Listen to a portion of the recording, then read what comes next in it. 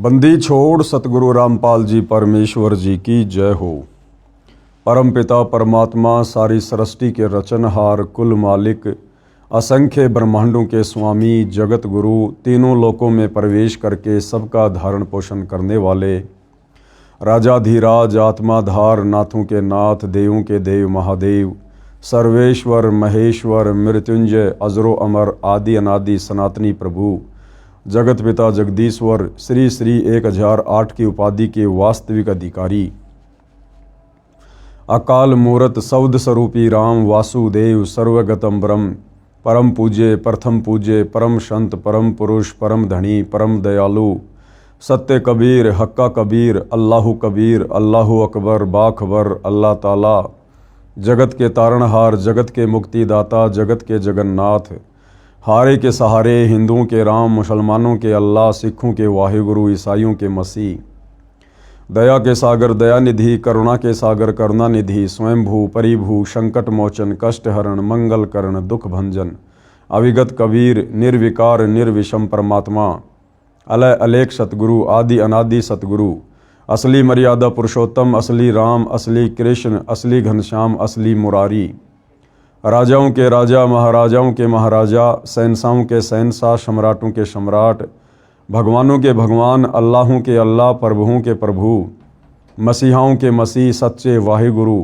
बाबाओं के बाबा पीरों के पीर सेठों के सेठ जगत सेठ सावलसा सेठ सर्वगुण संपन्न अनंत कोटि कलाओं के स्वामी अनंत कोटि ब्रह्मांडों के नायक योगियों में महायोगी ध्यानियों में महाध्यानी सिद्धों में परम सिद्ध ज्ञानियों में तत्व ज्ञानी ब्रह्म ज्ञानी महाज्ञानी परम ज्ञानी सर्वश्रेष्ठ ज्ञानी विज्ञानी युवा कबीर समर्थ कबीर असमवात अमित ओजा सच्चे रहनुमा करीम अल्लाह सुभान अल्लाह दुनिया के अंतिम पैगंबर 8 सितंबर 1951 से गांव धनाना जिला सोनीपत हरियाणा भारतवर्ष की पावन भूमि पे प्रकट रियल कल की भगवान श्री नारायण साकार हरि श्री बाबा साहेब नूर अनंत परमात्मा सच्चे दरवेश सच्चे बाखबर संत शिरोमणि सतगुरु रामपाल जी परमेश्वर जी के चरण कमल में साध संगति से जुड़े हुए देश विदेश से आप और हम सभी सत्सेवक भाई बहनों का अनंत कोटि दंडवत प्रणाम।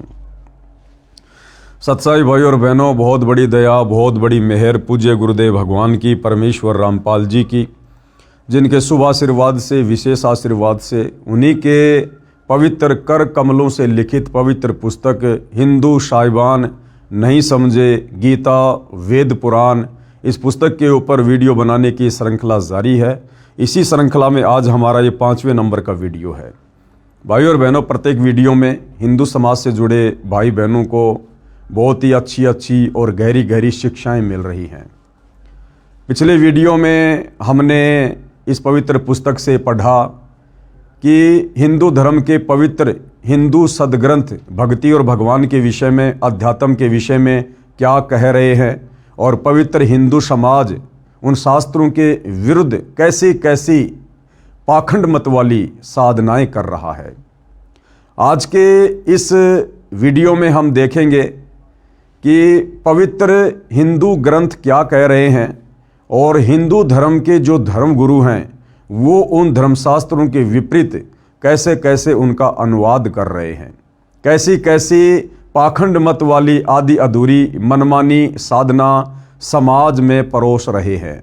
तो भाई और बहनों, पूज्य गुरुदेव जी के आशीर्वाद से हम आगे बढ़ते हैं।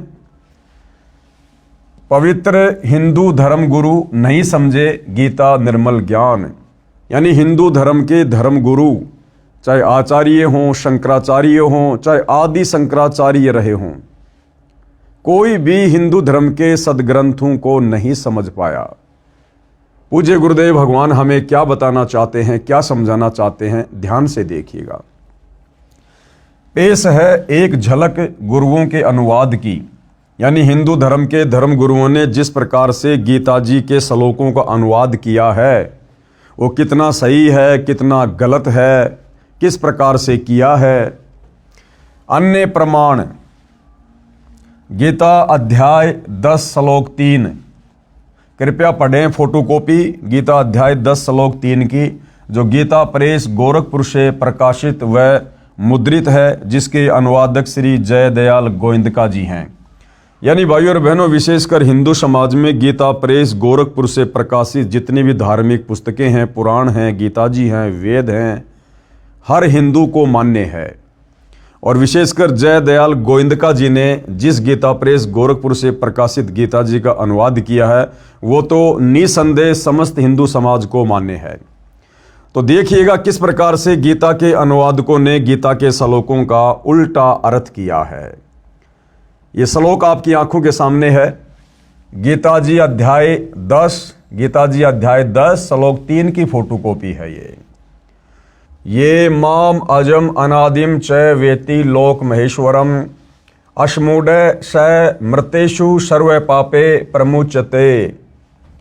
इधर संस्कृत है और इधर अनुवादकों ने हिंदी में अनुवाद किया है। जो मुझको अजन्मा अर्थात वास्तव में जन्म रहित अनादि और लोकों का महान ईश्वर तत्व से जानता है, वह मनुष्यों में भगवान पुरुष, ज्ञानवान पुरुष संपूर्ण पापों से मुक्त हो जाता है। यह अनुवाद किया है भाइयों और बहनों हिंदू धर्म के अनुवादकों ने गीता जी का। ये गीता अध्याय 10 श्लोक नंबर 3 की फोटोकॉपी है, जिसमें अनुवादक के द्वारा गीता ज्ञान देने वाले ब्रह्म को अजन्मा अनादि कभी न मरने वाला नाशवान भगवान कहकर संबोधित किया गया है। जबकि इसी अनुवादक ने जय दयाल गोविंदका ने जस्ट एक श्लोक पीछे, यानी ये जो फोटोकॉपी है जिसमें गीता ज्ञान देने वाले ब्रह्म को अजन्मा, जन्म रहित, अनादि और सभी लोगों का महान ईश्वर कहकर व्याख्या की गई है, इसी जय दयाल गोविंदका ने गीता जी अध्याय 10 श्लोक नंबर 2 में खुद अपने कर कमल से अनुवाद किया है कि गीता ज्ञान देने वाला नाशवान भगवान है। गीता ज्ञान देने वाले की जन्म और मृत्यु होती है। वो खुद स्वीकार कर रहा है कि अर्जुन, मेरे और तेरे बहुत से जन्म हो चुके हैं, तू नहीं जानता, मैं जानता हूं। और मेरी उत्पत्ति को ये देवता लोग, ये ऋषिगण लोग नहीं जानते, क्योंकि ये सभी मेरे से उत्पन्न हैं। तो गीता अध्याय नंबर 10 के श्लोक नंबर 2 में तो जय दयाल गोविंदका जी ने, जिन्होंने गीता के श्लोकों का अनुवाद किया है, उन्होंने गीता ज्ञान देने वाले इस ब्रह्म को नाशवान साबित किया है। और जस्ट एक श्लोक आगे गीता अध्याय 10 श्लोक नंबर 3 आपकी आंखों के सामने है, उसी अनुवादक ने गीता ज्ञान देने वाले ब्रह्म को यहां पर अजन्मा, जिसका कभी जन्म नहीं होता, वास्तव में जन्म रहित, अनादि यानी जो सबसे पहले वाला है, और लोकों का महान ईश्वर इस प्रकार से संबोधित कर दिया। तो भाइयों और बहनों, इन गीता के ज्ञान देने वालों की बुद्धि काल में इस ब्रह्म ने स्लिप कर रखी है। तत्व ज्ञान के अभाव में ये लोग एक श्लोक पहले क्या लिख रहे हैं और अगले श्लोक में फिर बिल्कुल उल्टा अनुवाद कर रहे हैं, जिस कारण से पूरा हिंदू समाज बेचारा भ्रमित होकर बैठा है भक्ति और भगवान के नाम पर। ये श्लोक आपकी आंखों के सामने है। गीता ज्ञान देने वाले को, ब्रह्म को, ब्रह्मा विष्णु महेश के पिता को, दुर्गा के पति को यहां पर अजन्मा, वास्तव में जन्म रहित, अनादि और लोकों का महान ईश्वर जो इस प्रकार तत्व से जानता है, वह मनुष्यों में ज्ञानवान पुरुष संपूर्ण पापों से मुक्त हो जाता है। आगे देखिएगा,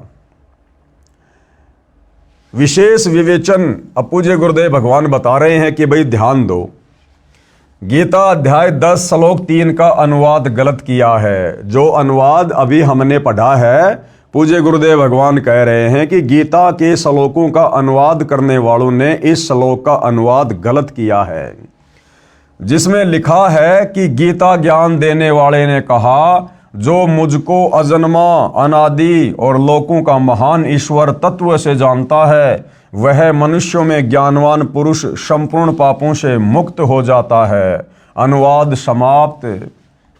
महा आश्चर्य। अब क्या कह रहे हैं पूज्य गुरुदेव भगवान की पुण्यात्माओं, विचार करो। महा आश्चर्य कैसे? गीता अध्याय 10 श्लोक 2 में गीता ज्ञान दाता ने कहा है कि मेरी उत्पत्ति हुई है, गीता अध्याय 10 श्लोक 2 में तो खुद गीता का ज्ञान देने वाला भगवान ये ब्रह्म कह रहा है कि अर्जुन मेरी तो उत्पत्ति हुई है, यानी मेरा तो जन्म हुआ है, और जिसका जन्म होता है उसकी मृत्यु भी होती है। गीता अध्याय 10 श्लोक 2 में गीता ज्ञानदाता ने कहा है कि मेरी उत्पत्ति हुई है, जिसका अनुवाद भी इन्हीं अनुवादकों ने किया है। फिर श्लोक 3 में तुरंत ये कहे कि मैं अजन्मा हूं, यानी अध्याय 10 के श्लोक नंबर 2 में तो गीता ज्ञान देने वाला कह रहा है कि मेरी तो उत्पत्ति हुई है, मेरा तो जन्म हुआ है, मैं नाशवान हूं, और जस्ट अगले श्लोक में कहे कि मैं तो अजन्मा हूं। तो ये बात कैसे गले उतरेगी भाई? तो इन अनुवादकों ने भी जरा सा विचार नहीं किया भाई और बहनों, और जैसा इनकी बुद्धि ने काम किया उस हिसाब से गीता के श्लोकों को ना समझकर अपने बुद्धि स्तर से काल प्रेरणा से उनका अनुवाद करके समाज में पेश कर दिया, और भोले भाले समाज ने इस आधे अधूरे ज्ञान को स्वीकार भी कर लिया। ध्यान से पढ़िएगा, गीता अध्याय 10 श्लोक 2 में गीता ज्ञानदाता ने कहा है कि मेरी उत्पत्ति हुई है, जिसका अनुवाद भी इन्हीं अनुवादकों ने किया है। फिर श्लोक 3 में तुरंत ये कहे कि मैं अजन्मा हूं, तो ये मूर्खता कही जा सकती है। परंतु गीता ज्ञानदाता ऐसी गलती नहीं कर सकता। क्या कह रहे हैं गुरुदेव भगवान कि ये गलती गीता ज्ञानदाता की नहीं है, ये गलती अनुवादकों की है, जो गीता को अच्छे से समझ नहीं पाए और गीता के श्लोकों का गलत अनुवाद कर दिया। परंतु गीता ज्ञानदाता ऐसी गलती नहीं कर सकता। ये 21 ब्रह्मांडों का मालिक है। कौन? ये ब्रह्मा विष्णु महेश का पिता, दुर्गा का पति, ब्रह्म काल। परंतु ये नाशवान है। ये गलती अनुवादकों की है, जो अपनी बुद्धि से काम नहीं लेकर लोक वेद को ही आधार बनाकर अर्थ करते हैं। गीता अध्याय 10 श्लोक 3 का यथार्थ अनुवाद इस प्रकार है। अब पूज्य गुरुदेव भगवान सतगुरु रामपाल जी इस श्लोक का यथार्थ अनुवाद करके हमें समझा रहे हैं कि गीता ज्ञान देता काल ब्रह्म अध्याय 10 श्लोक 3 में क्या कहना चाहता है। जो माम यानी मुझको, जो मुझको, किसको? ये ब्रह्म कह रहा है, ये काल कह रहा है, गीता का ज्ञान देने वाला, जो मुझको और अजन्मा यानी वास्तव में जन्म रहित है, अनादिम, अनादिम यानी जिसकी आदि न हो, अर्थात जो सदा से है, लोक महेश्वरम, सब लोकों के महान ईश्वर यानी परम अक्षर ब्रह्म को जानता है, वह मनुष्यों में ज्ञानवान पुरुष संपूर्ण पापों से मुक्त हो जाता है। इस श्लोक का वास्तविक अर्थ तो ये है, गीता ज्ञानदाता कह रहा है कि जो इस गीता जी को पढ़कर मेरी स्थिति के बारे में जान लेता है कि मैं तो ब्रह्म हूं और ब्रह्मलोक में रहता हूं, मेरी साधना का ओम मंत्र है, मेरा जन्म होता है, मेरी मृत्यु होती है, मेरे ब्रह्मलोक में गए हुए प्राणी भी लौटकर वापस संसार में आते हैं, उनकी पूर्ण मुक्ति नहीं होती। तो कहते हैं जो मुझे जान जाता है और साथ में उस अनादि अजन्मा सभी लोकों के महान ईश्वर परम अक्षर ब्रह्म को जान जाता है, वो व्यक्ति संपूर्ण पापों से मुक्त हो जाता है, वो ज्ञानी पुरुष कहलाता है, और वो तत्वदर्शी संत की शरण में जाकर उस अजन्मा अनादि परम अक्षर ब्रह्म की भक्ति करके सदा सदा के लिए मुक्ति प्राप्त कर लेता है। इसका वास्तविक अर्थ तो ये है, जो माम यानी मुझको और अजम यानी अजन्मा यानी वास्तव में जन्म रहित, अनादिम, अनादिम का अर्थ है अनादि यानी जिसकी आदि न हो, अर्थात जो सदा से है, लोक महेश्वरम अर्थात सब लोकों के महान ईश्वर यानी परम अक्षर ब्रह्म को जानता है, वह मनुष्यों में अश्मूढ़ है यानी ज्ञानवान पुरुष, सर्व पापे यानी संपूर्ण पापों से मुक्त हो जाता है। जिस प्रकार सतगुरु रामपाल जी परमेश्वर जी के पंथ में उनके अनुयायियों ने उनके द्वारा किए गए सत्संगों को सुनकर, उनके द्वारा लिखी पुस्तकों को पढ़कर जो गीता जी का अनुवाद किया गया है, जो वेदों के श्लोकों का अनुवाद किया गया है, उसको पढ़कर समझकर सतगुरु रामपाल जी के हम समस्त फॉलोवर ने, हमने गीता ज्ञान देने वाले इस ब्रह्म की, ब्रह्मा विष्णु महेश के पिता की, दुर्गा के पति की वास्तविक स्थिति को भी जान लिया है, पहचान लिया है कि ये ब्रह्म क्या है, कहाँ रहता है, ये जन्मता भी है, मरता भी है, इसकी भक्ति से मुक्ति नहीं है। और साथ में गुरुदेव ने हमें परम अक्षर ब्रह्म सत्य पुरुष कबीर देव की स्थिति से भी परिचित करवा दिया और उस शाश्वत स्थानम सतलोक के बारे में भी जानकारी दे दी।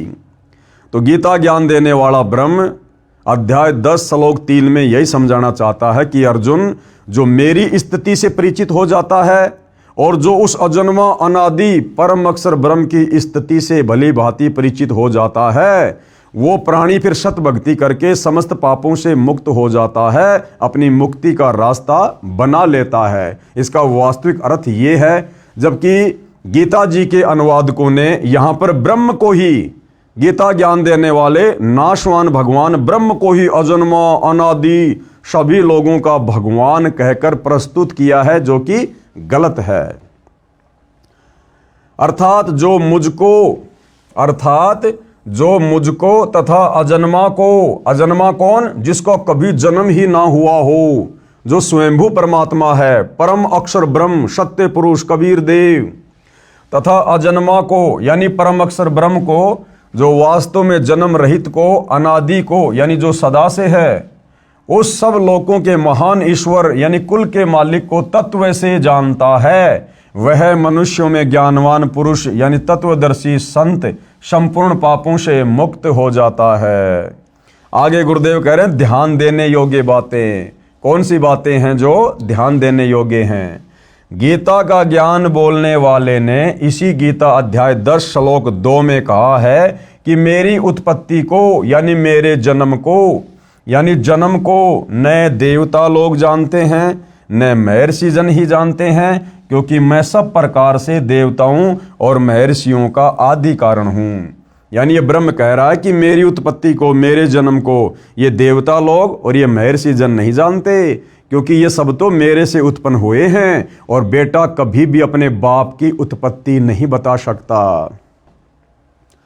भावार्थ है कि गीता ज्ञानदाता स्वयं स्वीकार करता है कि मेरी उत्पत्ति यानी जन्म हुआ है, परंतु जितने भी देवता हैं तथा महर्षि जन हैं वे मेरी उत्पत्ति को नहीं जानते, क्योंकि वे मेरे से उत्पन्न हुए हैं। पाठक जन विचार करें कि पिता की उत्पत्ति को बच्चे तो नहीं जानते, परंतु दादाजी तो जानता है। दादाजी कौन? ये परम अक्षर ब्रह्म सत्य पुरुष कबीर देव, जिसने सभी को उत्पन्न किया। उस दादाजी यानी ग्रैंडफादर ने इस गीता ज्ञानदाता काल ब्रह्म की उत्पत्ति बताई है, कबीर परमेश्वर जी ने। आप पढ़ेंगे इसी पुस्तक में अध्याय सृष्टि रचना में, आगे चल के हम इस पर भी विशेष तौर पर जो है ध्यान देंगे। मेरे यानी लेखक के, कौन? सतगुरु रामपाल जी के मेरे गीता अध्याय 10 श्लोक 3 के अनुवाद का समर्थन गीता अध्याय 10 श्लोक 2 के साथ साथ गीता अध्याय 2 श्लोक 12, गीता अध्याय 4 श्लोक 5 में भी है, जिनमें गीता ज्ञान बताने वाले ने कहा है कि हे अर्जुन, तेरे और मेरे बहुत जन्म हो चुके हैं, उन सबको तू नहीं जानता, मैं जानता हूँ। गीता अध्याय 4 श्लोक 5। आगे, हे अर्जुन, मैं, तू और ये राजा लोग पहले भी जन्मे थे, आगे भी जन्मेंगे। गीता अध्याय 2 श्लोक 12, अर्थात ये सारे के सारे जन्म और मृत्यु में हैं। कृपया देखिए इसी पुस्तक के पेज नंबर 25 पर फोटोकॉपी गीता अध्याय 10 श्लोक 2, गीता अध्याय 4 श्लोक 5, गीता अध्याय 2 श्लोक 12 की, जिनके अनुवादक श्री जयदयाल गोविंदका जी ही हैं तथा प्रकाशक व मुद्रक भी गीता प्रेस गोरखपुरी है, जो दास ने आपको पहले इसी पुस्तक में जब वीडियो बन रहे थे उसमें आपको दिखाया था। गीता अध्याय 4 का श्लोक 5 में गीता बोलने वाले ने स्पष्ट कहा है कि हे परंतप अर्जुन, मेरे और तेरे बहुत जन्म हो चुके हैं, उन सबको तू नहीं जानता, मैं जानता हूं। अर्थात गीता ज्ञान देने वाला नाशवान है, इसके भी जन्म और मृत्यु होती है। विवेचन, उपरोक्त तीनों श्लोकों से स्पष्ट हो गया है कि गीता ज्ञानदाता आपका श्री कृष्ण उर्फ श्री विष्णु नाशवान है। यानी आम हिंदू समाज गीता का ज्ञान देने वाला श्री कृष्ण जी को मानता है, तो श्री कृष्ण जी कहो चाहे श्री विष्णु जी कहो, क्योंकि विष्णु जी के अवतार श्री कृष्ण जी थे।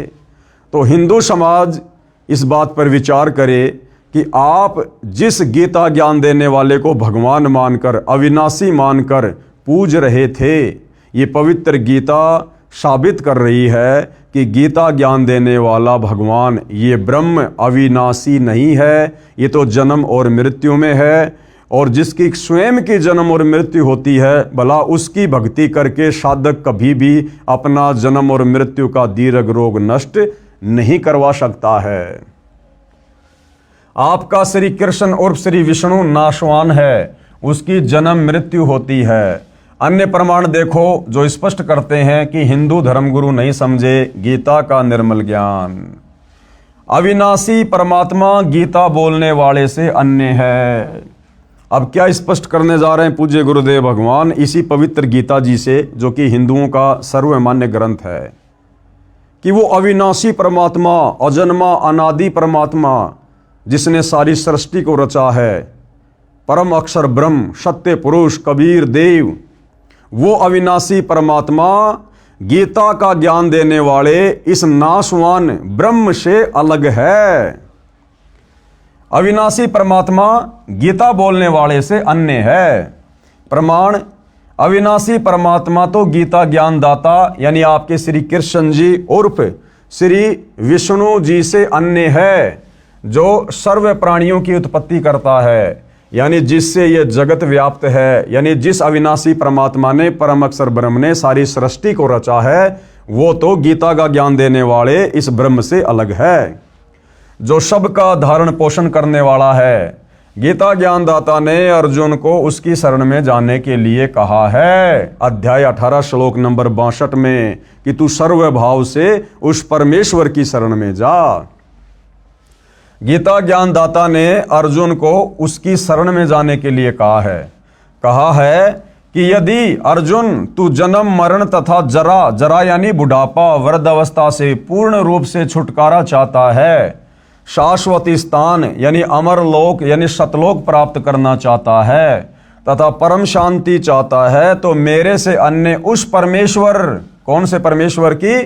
परम अक्षर ब्रह्म की शरण में जा, जो गीता अध्याय नंबर 15 श्लोक नंबर 17 में कहा कि उत्तम पुरुष है तू अन्य, यानी वो सर्वश्रेष्ठ परमात्मा तो वो तीसरे नंबर का है जो सतलोक में रहता है। प्रमाण के लिए पेश है गीता अध्याय 2 श्लोक 17। प्रमाण के लिए पेश है गीता अध्याय 2 श्लोक 17, गीता अध्याय 15 श्लोक 17, गीता अध्याय 18 श्लोक 46, 61 तथा 62। गीता अध्याय 2 श्लोक 17 में, अब ये गीता अध्याय 2 श्लोक नंबर 17 में क्या कहा गया है? गीता ज्ञान दाता ने, यानी गीता का ज्ञान देने वाले इस ब्रह्म ने, नाशवान भगवान ने अपने से अन्य अविनाशी परमेश्वर के विषय में कहा है। अविनाशी परमेश्वर कौन? जो कभी भी जन्म और मृत्यु में नहीं आता, कि नाश रहित यानी अविनाशी तो उसको जान जिससे ये संपूर्ण जगत व्याप्त है, यानी जिसने सारी सृष्टि को रचा है। इस अविनाशी का विनाश करने में यानी उसको मारने में कोई भी समर्थ नहीं है। पेश है फोटोकॉपी गीता अध्याय 2 श्लोक नंबर 17 की। अपनी आंखों से देखिए भाई और बहनों, कितना क्लियर किया गया है इस पवित्र ग्रंथ गीता में। अविनाशी तू तत् विधि येन सर्वम इदम ततम विनाशम अव्यस्य अस्य न कश्चित कृत्युम अहर्ति। एक तरफ संस्कृत है, बिल्कुल बराबर में हिंदी में अनुवाद है। अब गीता ज्ञान देने वाला ये ब्रह्म, ये नाशवान भगवान अपने से अन्य उस अविनाशी परम अक्षर ब्रह्म के विषय में अर्जुन को क्या कह रहा है? नाश रहित यानी जिसका कभी विनाश नहीं होता, नाश रहित तो तू उसको जान जिससे यह संपूर्ण दृश्य वर्ग यानी संपूर्ण जगत व्याप्त है। इस अविनाशी का विनाश करने में कोई भी समर्थ नहीं है। अपने से अन्य भगवान को गीता का ज्ञान देने वाला ब्रह्म अविनाशी कह रहा है, अजन्मा कह रहा है कि उसका नाश करने में कोई भी समर्थ नहीं है। अर्थात ये गीता का ज्ञान देने वाला ब्रह्म स्वयं अविनाशी नहीं है, इसका नाश होता है, इसका जन्म होता है, इसकी मृत्यु होती है। ये सुप्रीम गॉड नहीं है गीता का ज्ञान देने वाला। यही प्रमाण गीता अध्याय 18 श्लोक 46 में भी है। इसमें भी गीता ज्ञान दाता ने यानी ब्रह्म ने अपने से अन्य परमेश्वर के विषय में कहा है, परम अक्षर ब्रह्म के विषय में, कि जिस परमेश्वर से संपूर्ण प्राणियों की उत्पत्ति हुई है और जिससे ये समस्त जगत व्याप्त है, उस परमेश्वर की अपने स्वाभाविक कर्मों द्वारा पूजा करके मनुष्य परम सिद्धि को प्राप्त हो जाता है। यहां भी गीता बोलने वाले ने अपने से अन्य परमेश्वर के विषय में कहा है।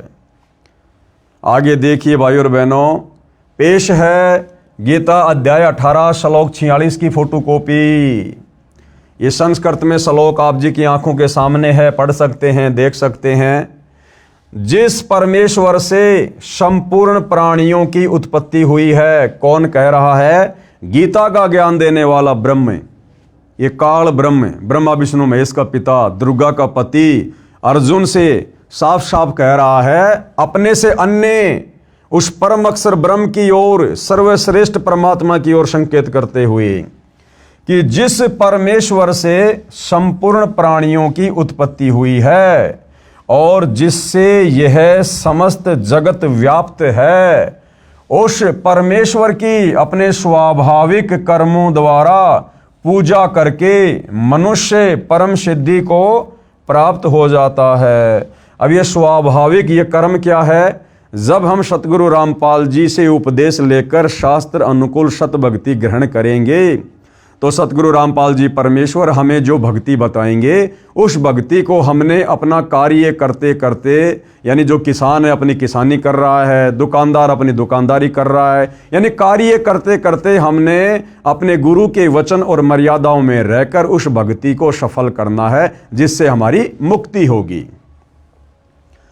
यही प्रमाण गीता अध्याय 15 श्लोक 17 में भी है। यानी गीता अध्याय 15 श्लोक नंबर 17 में भी गीता का ज्ञान देने वाला ये ब्रह्म क्या कह रहा है कि अविनाशी व सबका धारण पोषण करने वाला वह पुरुषोत्तम परमात्मा, तो पुरुषोत्तम यानी सभी पुरुषों में उत्तम, पुरुष यानी भगवान, और पुरुषोत्तम यानी सभी भगवानों में सर्वश्रेष्ठ भगवान, वह पुरुषोत्तम परमात्मा तो गीता ज्ञान देने वाले से अन्य ही बताया है। पेश है गीता अध्याय 15 श्लोक 17 की फोटोकॉपी। देखो भाइयों और बहनों, सौभाग्य आपका, जो भी बात बोली जा रही है साथ में प्रमाण दिए जा रहे हैं ताकि किसी भी प्रकार की शंका भगत समाज को ना रहे। तो ये गीता अध्याय 15 श्लोक नंबर 17 की फोटोकॉपी है, जिसमें क्या कहा गया है? गीता ज्ञान देने वाला ब्रह्म, ब्रह्मा विष्णु महेश का पिता, दुर्गा का पति, ये ज्योति निरंजन क्या कह रहा है? उत्तम पुरुष है तू अन्य, यानी सर्वश्रेष्ठ परमात्मा तो अन्य ही है। परमात्मा इति उदारत है, जिसको वास्तव में परमात्मा कहा जा सकता है। ये लोकत्रयम् अवश्य विभर्ति अवय ईश्वर। उत्तम पुरुष तो अन्य ही है, उत्तम यानी सर्वश्रेष्ठ, पुरुष यानी भगवान तो अन्य ही है। कौन कह रहा है? गीता का ज्ञान देने वाला, कि वो सर्वश्रेष्ठ भगवान उत्तम पुरुष तो मेरे से अन्य है, जो तीनों लोकों में प्रवेश करके और सबका धारण पोषण एवं अविनाशी परमेश्वर और परमात्मा इस प्रकार कहा गया है। क्लियर कर दिया गीता अध्याय 15 श्लोक नंबर 17 में गीता का ज्ञान देने वाले ब्रह्म ने कि अर्जुन, मैं सर्वश्रेष्ठ परमात्मा नहीं हूं, मैं अविनाशी परमात्मा नहीं हूं, मेरी तो जन्म और मृत्यु होती है, मेरी भक्ति से पूर्ण मुक्ति नहीं हो सकती है, मेरी भक्ति करने वाले प्राणी 84 लाख योनियों में जाकर कष्ट भोगने से नहीं बच सकते, मेरी भक्ति करने वाले साधक नरक भोगने से नहीं बच सकते। यदि तूने इन सभी दुखों से छुटकारा चाहिए, पूर्ण मुक्ति चाहिए, शाश्वत स्थानम सतलोक चाहिए, तो आपने मेरे से अन्य उस उत्तम पुरुष की भक्ति करनी पड़ेगी, परम अक्षर ब्रह्म की भक्ति करनी पड़ेगी, जिसकी जानकारी गीता अध्याय 4 श्लोक नंबर 34 में बताया कि तू तत्वदर्शी संत की खोज कर। तो भाई और बहनों, बड़े सौभाग्य से वो तत्वदर्शी संत वर्तमान में धरती पर सतगुरु रामपाल जी हैं, जिनके पास में संपूर्ण यथार्थ आध्यात्मिक ज्ञान है, पूर्ण मुक्ति का पूर्ण मार्ग है। गीता अध्याय 18 श्लोक 61 में भी, गीता अध्याय 18 श्लोक 61 में भी गीता ज्ञानदाता ने अपने से अन्य परमेश्वर के विषय में कहा है। 18वें अध्याय के 61वें श्लोक में भी गीता का ज्ञान देने वाले ब्रह्म ने, इस ज्योति निरंजन ने, काल ब्रह्म ने, दुर्गा के पति ने, ब्रह्मा विष्णु महेश के पिता ने अपने से अन्य उस सर्वश्रेष्ठ परमात्मा की ओर इशारा किया है। गीता अध्याय 18 श्लोक 61 में भी गीता ज्ञानदाता ने अपने से अन्य परमेश्वर के विषय में कहा है कि हे अर्जुन, शरीर रूप यंत्र में आरूढ़ हुए संपूर्ण प्राणियों को अंतर्यामी परमेश्वर अपनी माया यानी शक्ति से उनके कर्मों के अनुसार भ्रमण करवाता हुआ सब प्राणियों के हृदय में स्थित है। इसमें गीता ज्ञानदाता ने अपने से अन्य अंतर्यामी परमेश्वर का ज्ञान करवाया है, जो सबके हृदय रूपी गुफा में बैठा हुआ है और जिसकी शक्ति से सभी प्राणी चल रहे हैं और जो कर्मों के अनुसार सभी को फल देता है। अपने से अन्य परमेश्वर के विषय में जानकारी दे रहा है। पेश है फोटोकॉपी गीता अध्याय 18 श्लोक 61 की। ये श्लोक है भाइयों और बहनों आपकी आंखों के सामने। इसका अनुवाद पूज्य गुरुदेव भगवान ने यहां किया है। हे अर्जुन, शरीर रूप यंत्र में आरूढ़ हुए संपूर्ण प्राणियों को अंतर्यामी परमेश्वर अपनी माया से उनके कर्मों के अनुसार भ्रमण कराता हुआ सब प्राणियों के हृदय में स्थित है। ये अनुवाद सतगुरु रामपाल जी ने नहीं किया, ये अनुवाद गीता के अनुवादकों ने किया है, जय दयाल गोविंदका जी ने किया है। और ये अनुवाद स्पष्ट रूप से संकेत कर रहा है, यानी गीता का ज्ञान देने वाला भगवान अपने से अन्य किसी और अंतर्यामी परमेश्वर की तरफ संकेत कर रहा है कि जो सर्व प्राणियों को अपनी शक्ति से चलाता है और सभी प्राणियों को कर्मों के अनुसार फल देता है। तो भाइयों और बहनों, जब तक हम गीता ज्ञानदाता से अन्य उस उत्तम पुरुष की शरण में नहीं जाएंगे, उसकी सतभक्ति नहीं करेंगे, तत्वदर्शी संत से लेकर आप और हमारी मुक्ति कभी नहीं हो सकती। हम कभी भी जन्म और मरण के झंझट से बाहर नहीं निकल सकते। अब पेश है प्रमाण, जिसमें गीता ज्ञानदाता ने गीता अध्याय 18 के श्लोक 62 में भी अपने से अन्य परमेश्वर की शरण में जाने की राय दी है। कहा है कि हे भारत, तू सब प्रकार से उस परमेश्वर की शरण में जा जिसके विषय में ऊपर कहा है। उस परमात्मा की कृपा से ही तू परम शांति को तथा सनातन परम धाम यानी अमर लोक सतलोक को प्राप्त होगा। यानी सतलोक का कभी भी विनाश नहीं होता। वह परमेश्वर कौन है, उसके विषय में गीता ज्ञान बोलने वाले ने गीता अध्याय 8 श्लोक 3 में बताया है कि वह परम अक्षर ब्रह्म है। क्या नाम है उसका? जिसकी शरण में जाने के बाद, जिसके सतलोक में जाने के बाद ये प्राणी फिर कभी जन्म और मृत्यु में नहीं आता, सदा सदा के लिए वहाँ पर सुख भोगता है। उस सतलोक में कोई दुख नहीं, कोई कष्ट नहीं, कोई लड़ाई झगड़ा नहीं, वहाँ कोई नरक नहीं है, 84 लाख योनियाँ नहीं हैं, वहाँ जीव की कभी मृत्यु नहीं होती है, वहाँ कभी बुढ़ापा नहीं है, वहाँ अखंड भंडारे हैं, सुख ही सुख हैं, सर्व वहाँ पर साधन मुफ्त में उपलब्ध हैं उस परम अक्षर ब्रह्म की रजा से, उसकी कृपा से। तो वहाँ जाने के बाद ही हमारे को परम शांति मिल सकती है, क्योंकि जब तक हम जन्मेंगे मरेंगे हम कभी भी परम शांति को प्राप्त नहीं हो सकते। जहाँ जन्म और मरण नहीं होगा वहीं जाकर हमें परम शांति मिलेगी। और वो परम शांति उस परम अक्षर ब्रह्म के सतलोक में है, सतलोक में। पेश है फोटोकॉपी गीता अध्याय 18 श्लोक 62 की। तम एवं शरणम गच्छ सर्वभावेन भारत तत्प्रसादात प्राम शांतिम स्थानम प्रापेसी शाश्वतम। हे भारत यानी हे अर्जुन, कौन कह रहा है? गीता का ज्ञान देने वाला भगवान। हे भारत, तू सब प्रकार से उस परमेश्वर की ही शरण में जा। सब प्रकार से यानी इस ब्रह्म की भक्ति भी छोड़ दे, देवी देवताओं की भक्ति भी छोड़ दे, ये दुनिया भर के पाखंड पूजा, ये कर्म कांड सब कुछ छोड़ दे। तुझे तत्वदर्शी संत जो शत भक्ति दे, जो मंत्र दे, जो धर्म यज्ञ की जानकारी दे, केवल तूने उसकी मर्यादा में रहकर उतना ही करना है, फिर तेरा मोक्ष निश्चित है। इसको कहते हैं सर्वभाव से, सब प्रकार से, तन मन धन से समर्पित होकर। हे भारत, सब प्रकार से उस परमेश्वर की ही शरण में जा, उस परमात्मा की कृपा से ही। अब देखो, गीता ज्ञान देने वाला अपने से अन्य किसी और परमात्मा की शरण में जाने के लिए कह रहा है।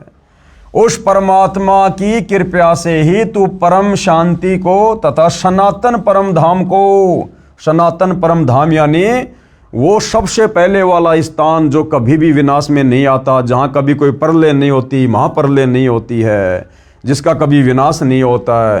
कहते हैं उस परमात्मा की कृपा से तू उस परम शांति को तथा सनातन परम धाम को प्राप्त होगा। तो भाइयों और बहनों, गीता जी बिल्कुल शब्दा शब्द क्लियर कर रही है कि गीता का ज्ञान देने वाला सर्वश्रेष्ठ परमात्मा नहीं है। गीता ज्ञान देने वाले की भक्ति करने से मुक्ति नहीं हो सकती है। पवित्र गीता जी के अनुवादकों की अज्ञानता का प्रमाण पेश है हिंदू धर्मगुरु साहिबानों की सरेआम अज्ञानता व शब्दों के अर्थों के अनर्थ का प्रमाण। यानी भाइयों और बहनों, तत्व ज्ञान के अभाव में गीता के अध्याय व श्लोकों का अनुवाद करने वाले अनुवादकों ने भी अपनी अज्ञानता पेश करने में कोई कमी नहीं छोड़ी है। गीता अध्याय 18 श्लोक 66। गीता जी के सब अनुवादकों ने गीता अध्याय 18 श्लोक 66 का गलत अनुवाद किया है। इस श्लोक 66 के मूल पाठ में वरज शब्द है। क्या शब्द है भाइयों और बहनों? ये वरज शब्द है, वरज, जिसका अर्थ आना किया है। गीता के सभी अनुवादकों ने गीता अध्याय 18 श्लोक नंबर 66 के श्लोक में वर्ज शब्द है, और वर्ज शब्द का असल में मतलब होता है जाना। जैसे अंग्रेजी में गो मानी जाना, इसी प्रकार ये संस्कृत का शब्द है वर्ज। वर्ज का मतलब होता जाना, लेकिन सभी गीता के अनुवादकों ने उस वर्ज का अर्थ किया है आना। जैसे गो का अर्थ कोई कर दे आना। ये सबसे बड़ी अज्ञानता है इन लोगों की। क्यों? क्योंकि इनकी नजरों में इस ब्रह्म से बढ़कर दूसरा कोई भगवान इनकी समझ में नहीं आया, तो इन्होंने अध्याय और श्लोक के इन शब्दों का अर्थ भी गलत कर दिया। गीता अध्याय 18 श्लोक 66 का अनुवाद गलत किया है। इस श्लोक 66 के मूल पाठ में वरज शब्द है, वरज, जिसका अर्थ आना किया है, जो गलत है। वरज का अर्थ जाना, चले जाना, प्रस्थान करना, एक स्थान से दूसरे स्थान पर जाना है। प्रमाण के लिए पेश है फोटोकॉपी संस्कृत हिंदी शब्दकोश की, जिसके संग्रहकर्ता हैं वामन शिवराम आपटे। आपको हिंदी संस्कृत शब्दकोश से दिखाते हैं कि वरज का मतलब क्या होता है। यह है भाइयों और बहनों वरज, और वरज का अर्थ क्या है? जाना, चलना, प्रगति करना, पहुंचना, दर्शन करना, यानी आगे की ओर बढ़ना। ये वरज का रियल में अर्थ है, जाना। जबकि गीता के इस श्लोक का अनुवाद करने वाले सभी अनुवादकों ने एक दूसरे की नकल करते हुए तत्व ज्ञान के अभाव में अर्थ का अनर्थ कर दिया और वरज का अर्थ कर दिया आना। शब्दकोश से स्पष्ट हुआ कि वरज माने जाना है। अन्य प्रमाण एस्कॉन के संस्थापक श्री प्रभुपाद जी महाराज द्वारा अनुवादित श्रीमद् भगवद गीता के अध्याय 18 श्लोक 66 के अनुवाद से पहले शब्दों के अर्थ लिखे हैं। उनमें तो वर्ज का अर्थ जाओ ठीक लिखा है, परंतु श्लोक 66 के अनुवाद में आओ गलत किया है। ये एस्कॉन के संस्थापक श्री प्रभुपाद जी, जो भगवान को प्यारे हो चुके हैं, इन्होंने भी गीता का अनुवाद किया। और गीता के इस श्लोक का 18वें अध्याय के 66वें श्लोक का अर्थ करते हुए उन्होंने शब्दकोश में तो लिख दिया व्रज मतलब जाना, और जब 66वें श्लोक का अर्थ किया तो वहां कर दिया व्रज का मतलब आना, बिल्कुल उल्टा। देखिएगा, स्वामी प्रभुपाद जी की गीता अनुवाद में गलती प्रमाण के लिए पेश है फोटोकॉपी गीता अध्याय 18 श्लोक 66 की, जिसके अनुवादक हैं स्वामी प्रभुपाद जी तथा भक्ति वेदांत बुक ट्रस्ट द्वारा प्रकाशित है। ये एस्कॉन के संस्थापक श्री प्रभुपाद जी द्वारा अनुवाद की गई गीता है, जो आपको आजकल 200-200 रुपये में, 300-300 रुपये में एस्कॉन वाले आपको बेचते हुए मिल जाएंगे। श्लोक क्या है? सर्व धर्मान परित्यज्य माम एकम शरणम व्रज अहम तवा सर्व पापे भी मोक्ष्यामि मा शुच। यहां पर ये वर्ज शब्द है, वर्ज, वर्ज ये लिखा हुआ वर्ज शब्द है। सर्व धर्मान परित्यज्य माम एकम शरणम व्रज। अब देखो, सर्वधर्मान यानी समस्त प्रकार के धर्म, परित्यज्य यानी त्याग कर, माम यानी मेरी, एकम यानी एकमात्र, शरणम यानी शरण में, व्रज मानी जाओ, व्रज मानी जाओ। अब देखो भाई और बहनों, शब्दों के जो अर्थ किए हैं उनमें तो व्रज का अर्थ लिख दिया जाओ, और जब इसका अनुवाद करेगा वहां पर लिख दिया आ जाओ। समस्त प्रकार के धर्मों का परित्याग करो और मेरी शरण में आओ। ये देखो, यहां तो व्रज का अर्थ कर दिया जाओ, बिल्कुल सही है, और श्लोक का अर्थ करते हुए व्रज का अर्थ कर दिया आओ। क्योंकि भाई और बहनों, इन समस्त गीता अनुवादकों की नजर में गीता ज्ञान देने वाले ब्रह्म से ऊपर दूसरा कोई भगवान इनको दिखाई नहीं दिया। तत्व ज्ञान के अभाव में इनकी ज्ञान वाली आंखें सर्वदा बंद पड़ी हुई थी, बंद। आगे चलिए भाई और बहनों, इस फोटोकॉपी में स्पष्ट है कि ऊपर शब्दों के अर्थ में तो व्रज का अर्थ जाना यानी जाओ ठीक किया है, परंतु अनुवाद में आना यानी आओ कर दिया, जिससे गीता के सब ज्ञान का अज्ञान बना दिया। कारण यही रहा कि इन गुरुजनों को श्री कृष्ण से आगे का ज्ञान ही नहीं है, इनको अपने सदग्रंथों का भी ज्ञान नहीं है, इसलिए लिख दिया कि मेरी शरण में आ जा। यानी इन अनुवादकों ने देखा कि भैया गीता अध्याय नंबर 18 श्लोक नंबर 66 कि सर्वधर्मान परित्यज्य माम एकम शरणम व्रज अहम तवा सर्व पापे भी मोक्ष्यामि मा शुच।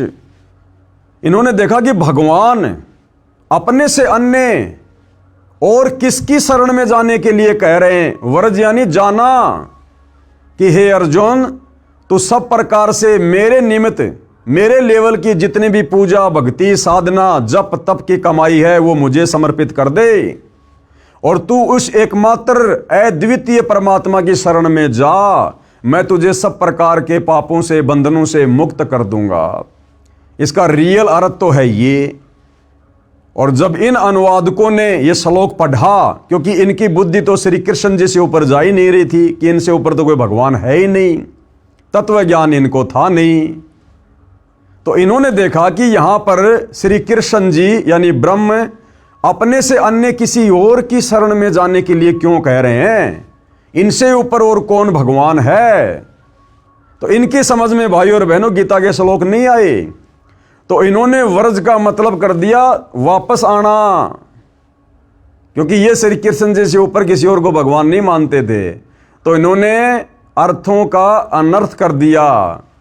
अब बताओ, जब हमारे गीता अनुवादकों को ही गीता जी का ज्ञान नहीं, तत्व ज्ञान नहीं, शास्त्रों का ज्ञान नहीं, सर्वश्रेष्ठ परमात्मा की जानकारी नहीं, जबकि यही गीता जी और यही गीता का ज्ञान देने वाला ब्रह्म चीख चीख कर कह रहा है अध्याय 2 श्लोक नंबर 17 कि मेरे से अन्य वो सर्वश्रेष्ठ परमात्मा है जो अजन्मा है, अनादि है, सभी लोगों को जिसने बनाया है, तो सर्वभाव से उसकी शरण में जा। लेकिन ये गीता के अनुवादक वहां तक नहीं पहुंच पाए तत्वदर्शी संत की शरण के अभाव में, और इन्होंने श्लोकों के अर्थों का भी अनर्थ कर दिया। इनको अपने सदग्रंथों का भी ज्ञान नहीं है, इसलिए लिख दिया कि मेरी शरण में आ जा। गीता अध्याय 18 श्लोक 62 में गच्छ शब्द है जिसका अर्थ भी जाना है, वहां ठीक कर दिया। जब श्लोक 62 में गीता ज्ञानदाता अपने से अन्य उस परमेश्वर यानी तत्व ब्रह्म यानी परम अक्षर ब्रह्म की शरण में जाने को कह रहा है, श्लोक 66 में अपनी शरण में आने को नहीं कहा, क्योंकि गीता अध्याय 2 श्लोक 7 में अर्जुन ने कहा कि मैं आपकी शरण हूं, यानी अर्जुन शरण में तो पहले से ही था। फिर ये कहना कि मेरी शरण में आ जा न्याय संगत भी नहीं है। यह अध्यात्म ज्ञान का टोटा है हमारे इन धर्म गुरुओं का, जिनको हम विद्वान माना करते थे और भक्ति के सर्वश्रेष्ठ मार्गदर्शक माना करते थे। इन लोगों को तो अब पता चला सतगुरु रामपाल जी के ज्ञान से कि इन हमारे अनुवादकों को, धर्म गुरुओं को तो भक्ति मार्ग की ABCD का भी पता नहीं था। पेश है लेखक द्वारा किया इस श्लोक का यथार्थ अनुवाद। लेखक कौन? सतगुरु रामपाल जी ने अब गीता अध्याय 18 श्लोक 66 का यथार्थ सही अनुवाद किया है, जो इस प्रकार है। सर्वधर्मान परित्यज्य माम एकम शरणम व्रज। सर्वधर्मान परित्यज्य माम कौन कह रहा है? ये गीता ज्ञान देने वाला ब्रह्म अर्जुन से कह रहा है कि अर्जुन, मेरे लेवल की जो साधना है, ओम नाम की जो कमाई है और जो भी धर्म कर्म की कमाई है, वो तू मुझे समर्पित कर दे। सर्वधर्मान परित्यज्य माम और एकम शरणम व्रज। एकम यानी अद्वितीय, जिसके समान कोई दूसरा ना हो, वो परम अक्षर ब्रह्म। एकम शरणम व्रज, उस एक अद्वितीय परमात्मा की शरण में जा। व्रज यानी जा। अहम तवा सर्व पापे भे मोक्षयामी माशुच। मैं तुझे सब प्रकार के पाप कर्मों से मुक्त कर दूंगा, यानी मैं तुझे फ्री कर दूंगा। इसका रियल अर्थ तो ये है। अनुवाद, गीता ज्ञान देने वाले ने कहा है कि सर्वधर्मान माम, यानी मेरे स्तर के जितने भी धार्मिक कर्म हैं उन सबको मुझ में परित्यज्य यानी त्याग कर, एकम यानी उस एक सर्वशक्तिमान परम अक्षर ब्रह्म की शरणम यानी शरण में, व्रज यानी जा। व्रज यानी जा। अहम यानी मैं, तवा यानी तेरे को, सर्व पापे भे यानी सब पापों से, मोक्षयामी यानी मुक्त कर दूंगा, मां शुच यानी शोक ना कर, तू दुख ना मान, परेशान ना हो, चिंता ना कर। मेरे लेवल की भक्ति साधना, ओम नाम की कमाई मुझ में समर्पित कर दे, मेरे को संकल्प कर दे। मैं तुझे 21 ब्रह्मांड से मुक्त कर दूंगा, जन्म मरण से मुक्त कर दूंगा। और उस परम अक्षर ब्रह्म की शरण में जा और उसके द्वारा बताई गई सत साधना कर और भाई अपना मोक्ष करवा। विशेष इस श्लोक में एकम एक शब्द है, इसका अर्थ एक यानी अद्वितीय परमेश्वर है। एकम यानी अद्वितीय, जिसके समान कोई दूसरा ना हो। गीता अध्याय 13 श्लोक 30 में भी एकस्त शब्द है, जिसका अर्थ है उस एक परमात्मा में स्थित किया है जो गीता ज्ञानदाता से अन्य है। गीता अध्याय 13 श्लोक 27, 28 तथा 30 में भी गीता ज्ञान देने वाले काल ब्रह्म ने अपने से अन्य परमेश्वर की जानकारी दी है। कहा है कि गीता अध्याय 13 श्लोक 27, ये गीता अध्याय 13 श्लोक 27, इसमें गीता का ज्ञान देने वाला ये ब्रह्म क्या कह रहा है? जो साधक नष्ट होते हुए सब प्राणियों में परमेश्वर यानी परम अक्षर ब्रह्म को अविनाशी तथा समभाव से देखता है, वह परमेश्वर को सही रूप में देखता है, यानी वह उस परमेश्वर को ठीक से समझा है। गीता अध्याय 13 श्लोक 28 में कहा है कि क्योंकि जो साधक सर्वत्र यानी सब स्थान पर समान भाव से स्थित परमेश्वर को समान देखता हुआ अपने द्वारा अपने को नष्ट नहीं करता, यानी सत्य भाव से उस गीता ज्ञानदाता काल ब्रह्म से अन्य परम अक्षर ब्रह्म को जानकर उसी की भक्ति करके गीता ज्ञान देने वाले काल ब्रह्म से मिलने वाली गति यानी मोक्ष जो गीता अध्याय 8 श्लोक 13 में बताई है, उससे अन्य परम गति को यानी प्राप्त होता है। यही प्रसंग गीता अध्याय 13 श्लोक 30 में चला है।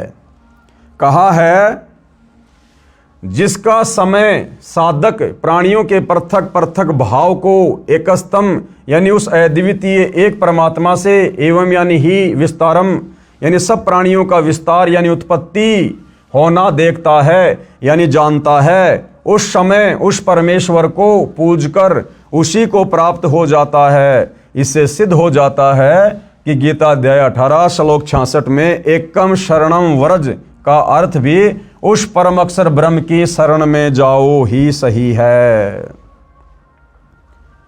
पेश है गीता अध्याय 18 श्लोक 66 की अन्य अनुवादकों की फोटो कॉपियां, यानी एकमात्र सतगुरु रामपाल जी के अलावा जितने भी अनुवादकों ने गीता का अनुवाद किया है, सब ने एक दूसरे की नकल कर ली, कॉपी कर ली और वर्ज का अर्थ जो जाना होता है सब ने आना लिख दिया।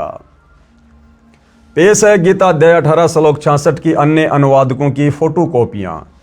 श्री राम सुखदास की गीता अनुवाद में गलती। अब देखो भाइयों और बहनों, ये बड़े बड़े नाम उजागर हो रहे हैं, बड़े बड़े नाम जो कि नामचीन हैं, जिनके अनुवाद पर किसी को कोई संदेह नहीं था। अब देखो इन्होंने कैसी कैसी गलतियां कर रखी है।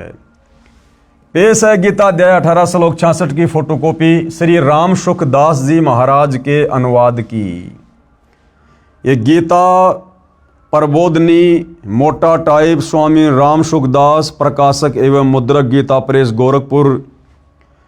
ये देखिएगा अध्याय 18 श्लोक 66 सर्वधर्मान परित्यज्य माम एकम शरणम व्रज अहम तवा सर्व पापे भे मोक्षयामि मा शुच। संपूर्ण धर्मों का आश्रय छोड़कर तू केवल मेरी शरण में आ जा। व्रज का अर्थ क्या कर दिया? आ जा, जबकि व्रज का अर्थ क्या करना था? चला जा।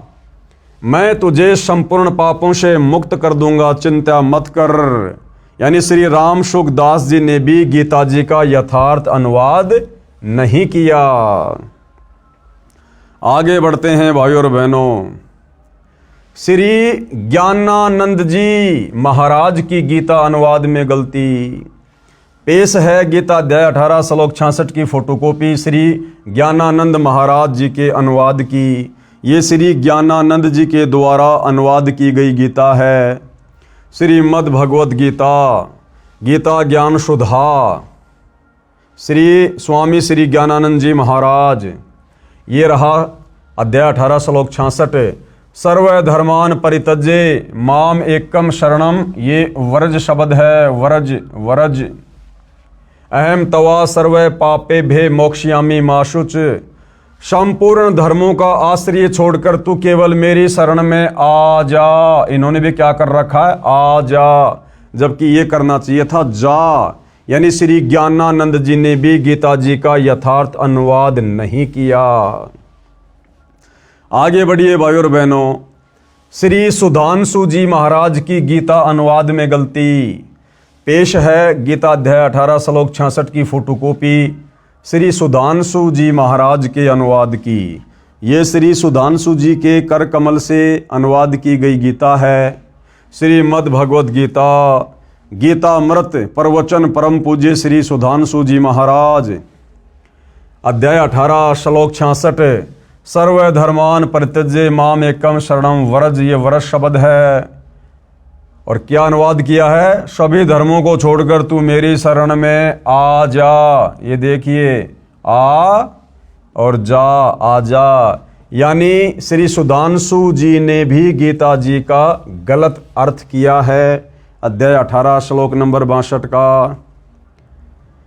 अब देखिए भाइयों और बहनों, श्री आसाराम जी महाराज की गीता अनुवाद में गलती। पेश है गीता अध्याय 18 श्लोक 66 की फोटोकॉपी श्री आसाराम जी महाराज के अनुवाद की। श्रीमद् भगवद गीता महात्म्य श्लोक अनुवाद महिला उत्थान ट्रस्ट संत श्री आसाराम जी आश्रम। अध्याय 18 श्लोक 66। सर्वधर्मान परित्यज्य माम एकम शरणम व्रज, ये व्रज शब्द है। और अनुवाद क्या किया है? संपूर्ण धर्मों को अर्थात संपूर्ण कर्तव्यों को मुझ में त्याग कर तू केवल एक मुझ सर्वशक्तिमान सर्वाधार परमेश्वर की शरण में आ जा। अरे वो तो पहले से ना उसकी शरण में है, वो तो अपने से अन्य किसी और सर्वश्रेष्ठ परम अक्षर ब्रह्म की शरण में जाने के लिए कह रहा है। लेकिन सब ने एक दूसरे की अनुवाद करते समय नकल कर रखी है। तो श्री आसाराम जी के द्वारा किया गया अनुवाद भी गलत है, रॉन्ग है। श्री अड़गड़ानंद जी महाराज की गीता अनुवाद में गलती। भाइयों और बहनों, इनके तो नाम से साबित हो जाता है कि श्री अड़गड़ानंद जी महाराज ने तो गीता के अध्याय 18 श्लोक 66 का अनुवाद करते समय अपना अड़ंगा अड़ाना ही अड़ाना था। पेश है गीता अध्याय 18 श्लोक 66 की फोटोकॉपी श्री अड़गड़ानंद जी महाराज के अनुवाद की। श्रीमद् भगवद गीता यथार्थ गीता मानव धर्मशास्त्र कहाँ से प्रकाशित है? आपकी आंखों के सामने है। अध्याय 18 श्लोक 66। सर्वधर्मान परित्यज्य माम एकम शरणम व्रज, ये व्रज शब्द है। क्या अर्थ किया है? संपूर्ण धर्मों को त्याग कर, अर्थात मैं ब्राह्मण श्रेणी का करता हूँ या शूद्र श्रेणी का, क्षत्रिय हूँ अथवा वैश्य, इसके विचार को त्याग कर केवल एक मेरी अनन्य शरण को प्राप्त हो। बताओ, उसी की शरण में आने को कह रहा है। अरे वो पहले से उसकी शरण में ना है भाई। मैं तुझे संपूर्ण पापों से मुक्त कर दूंगा, तू शोक मत कर। सब ने एक दूसरे की कॉपी पेस्ट कर रखी है। ये देखिए हंसादेश पंथ वालों की गीता अनुवाद में गलती। हंसादेश पंथ वालों की गीता अनुवाद में गलती। हंसादेश वाले कौन? श्री सतपाल जी महाराज। पेश है हंसादेश वाले पंथ श्री सतपाल जी महाराज व श्री प्रेम रावत जी, ये दोनों भाई हैं। प्रेम रावत जी महाराज के आश्रम से अनुवादित गीता अध्याय 18 श्लोक 66 की फोटोकॉपी। श्रीमद् भगवद गीता मानव उत्थान सेवा समिति पंजाबी बाग नई दिल्ली अध्याय 18 श्लोक 66। सर्वधर्मान परित्यज्य माम एकम शरणम व्रज, ये व्रज शब्द है। और क्या अनुवाद किया है? सर्वधर्मों के कर्मों को छोड़कर केवल मेरी ही शरण में आ जा। आ जा, जबकि करना चाहिए था चला जा भाई, अपना पीछा छुटवा ले, परम अक्षर ब्रह्म की शरण में चला जा। लेकिन सब ने कॉपी पेस्ट कर रखा है। ये थे हमारे ज्ञानहीन धर्म गुरु, जिनको हम शास्त्रों के प्रकांड विद्वान मानकर और उनके मार्गदर्शन में अपनी आत्मा के कल्याण के लिए दौड़ लगा रहे थे। विशेष पूज्य गुरुदेव भगवान क्या कह रहे हैं? उपरोक्त परमाणु से स्पष्ट है कि मेरे यानी लेखक के यानी सतगुरु रामपाल जी के अतिरिक्त किसी को भी गीता का ज्ञान नहीं है। भाई ब्रह्मा विष्णु महेश को भी नहीं है, 33 करोड़ देवी देवताओं को भी नहीं है, ऋषियों को भी ज्ञान नहीं था। ये ज्ञान देने के लिए सतलोक से चलकर स्वयं वो परम अक्षर ब्रह्म सत्य पुरुष कबीर देव तत्वदर्शी संत की भूमिका करता है। और निसंदेह वर्तमान में वह तत्वदर्शी संत सतगुरु रामपाल जी हैं। सब ने शब्दों के अर्थों का अनर्थ करके ज्ञान का अज्ञान बनाकर जनता को भ्रमित कर रखा है। और यही कारण है भाइयों और बहनों, इतनी भक्ति करते करते, इतनी साधना करते करते बेचारे श्रद्धालु, कोई पैदल यात्रा कर रहा है, कोई बेचारा एक पैर पर खड़ा होकर तपस्या कर रहा है, कोई कावड़ लेकर आ रहा है, कोई अन्य प्रकार की घोर साधनाएं कर रहा है, कोई व्रत कर रहा है, कोई तीर्थों पर जा रहा है, कोई मंदिरों में मस्जिदों में जा रहा है। उसके बावजूद भी भाइयों और बहनों उनके कार्य सिद्ध नहीं हो रहे। भक्ति के प्रतिफल में जो सुख मिलने चाहिए वो सुख समाज को नहीं मिल रहे, जिस कारण से ये समाज धीरे धीरे नास्तिकता की ओर जा रहा है। तो भाइयों और बहनों, अब हम सभी का भाग्य उदय हुआ है। धरती पर वो परम संत प्रकट हो चुका है जो हमें इन्हीं शास्त्रों से निकालकर सत भक्ति दे रहे हैं। अब भी यदि हम पीछे रहेंगे तो फिर हमारे से बड़ा निर्भागी फिर दुनिया में कोई और नहीं होगा। उपरोक्त श्लोकों से प्रमाणित हुआ कि गीता ज्ञान देने वाले से अन्य परमेश्वर है। गीता ज्ञान देने वाला कौन? ये ब्रह्म ब्रह्मा विष्णु महेश का पिता, इससे अन्य कोई परमात्मा है, परम अक्षर ब्रह्म है, जो सृष्टि की उत्पत्ति करता व धारण पोषण करता, परम शांति प्रदान करने वाला है, उसी की शरण में जाने के लिए कहा है इस गीता अध्याय 18 श्लोक नंबर 66 में कि सर्वधर्मान परित्यज्य माम एकम शरणम व्रज। उसी की शरण में जाने के लिए गीता का ज्ञान देने वाला भगवान बार बार अर्जुन से कह रहा कि अर्जुन तू सर्वभाव से उस परमेश्वर की शरण में जा, जिसकी शरण में जाने के बाद फिर तुझे वापस लौटकर संसार में नहीं आना पड़ेगा, तेरा परमानेंट मोक्ष हो जाएगा। उसी की शरण में जाने के लिए कहा है। कृपया अन्य गलती जो अनुवादकों ने की है प्रमाण के लिए देखें गीता अध्याय 8 श्लोक 16 तथा गीता अध्याय 6 श्लोक 23 की फोटोकॉपी। गीता अध्याय 8 श्लोक 16 की फोटोकॉपी, ये श्लोक आप जियों की आंखों के सामने है। हे अर्जुन, ब्रह्मलोक पर्यंत सब लोक पुनरावर्ती में है। ये गीता का ज्ञान देने वाला भगवान, ये ब्रह्म अर्जुन से क्या कह रहा है कि हे अर्जुन, ब्रह्मलोक पर्यंत यानी ब्रह्मलोक में गया हुआ भगत भी, साधक भी वापस लौट के आता है, वो भी जन्म और मरण में है। और ब्रह्मलोक भाई और बहनों इस 21 ब्रह्मांड की सर्वश्रेष्ठ उपलब्धि है। ब्रह्मलोक सर्वश्रेष्ठ उपलब्धि है 21 ब्रह्मांड की। ब्रह्मलोक में वही साधक जा सकता है जो हर प्रकार से नियम मर्यादाओं में रहकर इस ब्रह्म के ओम नाम का जाप करता है अंतिम श्वास तक। और गीता अध्याय 8 श्लोक नंबर 16 में ये ब्रह्म, ये काल स्वयं कह रहा है कि हे अर्जुन, ब्रह्मलोक पर्यंत सब लोग पुनरावर्ती में है, यानी आवागमन में है, जन्म और मरण के चक्कर में है। परंतु हे कुंती पुत्र, मुझको प्राप्त होकर पुनर्जन्म नहीं होता। ये हमारे अनुवादकों ने गलत अर्थ कर दिया कि हे अर्जुन, मुझ ब्रह्म को प्राप्त होकर फिर पुनर्जन्म नहीं होता, जबकि ये ब्रह्म तो कई बार अध्याय 12 श्लोक 2, अध्याय 2 श्लोक 10, अध्याय 4 श्लोक 5 और 9 में कह चुका है कि अर्जुन, मेरी उत्पत्ति को ये देवता नहीं जानते। हे अर्जुन, तेरे और मेरे बहुत से जन्म हो चुके हैं, तू नहीं जानता, मैं जानता हूं। फिर यहां पर गीता ज्ञान देने वाला ये क्यों कहेगा कि मुझको प्राप्त होकर पुनर्जन्म नहीं होता, जबकि ये खुद ही जन्म और मृत्यु में है? तो यहां पर गीता अनुवादकों ने इस श्लोक का अर्थ गलत किया है। इसका यथार्थ अनुवाद आप जी पहले सतगुरु रामपाल जी के कर कमल से लिखा हुआ देख चुके हैं। गीता अध्याय 6 श्लोक 23 में इसी अनुवादक ने विधात शब्द का अर्थ जानना किया है। विधात का अर्थ जानना। यदि गीता अध्याय 8 श्लोक 16 में विद्यते का अर्थ जानना कर दिया जाए तो सरलार सही हो जाता है, लेकिन इनको तत्व ज्ञान नहीं था और श्री कृष्ण जी से ऊपर ये किसी और को परमात्मा नहीं जानते थे, इसलिए घुमा फिराकर श्री कृष्ण जी पर ही वापस बात को ले आए। गीता अध्याय 6 श्लोक 23 की फोटोकॉपी। ये श्लोक आप जियों की आंखों के सामने है। क्या कहा गया है? दुख रूप संसार के संयोग से रहित तथा जिसका नाम योग है उसको जानना चाहिए। वह योग यानी भक्ति न उकताते हुए अर्थात धैर्य और उत्साह युक्त चित्त से निश्चय पूर्वक करना कर्तव्य है। गीता अध्याय 15 श्लोक 17 में उसी परम अक्षर ब्रह्म का वर्णन है। गीता अध्याय 15 श्लोक 17 में उसी परम अक्षर ब्रह्म का वर्णन है कि उत्तम पुरुष तू अन्य परमात्मा इति उदाहरते। गीता ज्ञानदाता ने कहा है उत्तम पुरुष तू अन्य, यानी पुरुषोत्तम यानी सर्वश्रेष्ठ प्रभु तो मेरे से अन्य ही है।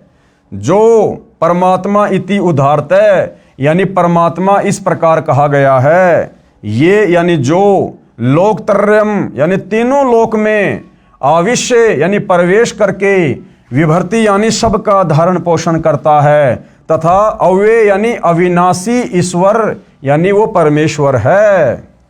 ध्यान रहे गीता अध्याय 8 श्लोक 8, 9, 10, 20 व 23 में तथा गीता अध्याय 18 श्लोक 61, 62 तथा 66 में भी इसी परम अक्षर ब्रह्म की महिमा है। कहा है कि जो परम अक्षर ब्रह्म यानी कबीर देव सत्य पुरुष सर्वस्य धातारम यानी सबका धारण पोषण करने वाला है, उस परमम दिव्यम पुरुषम यानी परम दिव्य पुरुष यानी सच्चिदानंद घन ब्रह्म परमेश्वर को भजता है, उसी को प्राप्त होता है। जो गीता ज्ञानदाता से उत्तम है, श्रेष्ठ है, यानी पुरुषोत्तम है, पुरुषों में यानी भगवानों में उत्तम है, श्रेष्ठ है, वह तो अन्य है। यानी गीता ज्ञानदाता अपने से अन्य पुरुषोत्तम की यहां पर बात कर रहा है, परमेश्वर की बात कर रहा है कि वो उत्तम पुरुष जो तीनों लोकों में प्रवेश करके सबका धारण पोषण करता है, वो तो मुझ गीता ज्ञान देने वाले ब्रह्म से अन्य है। गीता ज्ञान देने वाले ने गीता अध्याय 18 श्लोक 62 में उसी परम अक्षर ब्रह्म की शरण में जाने को कहा है।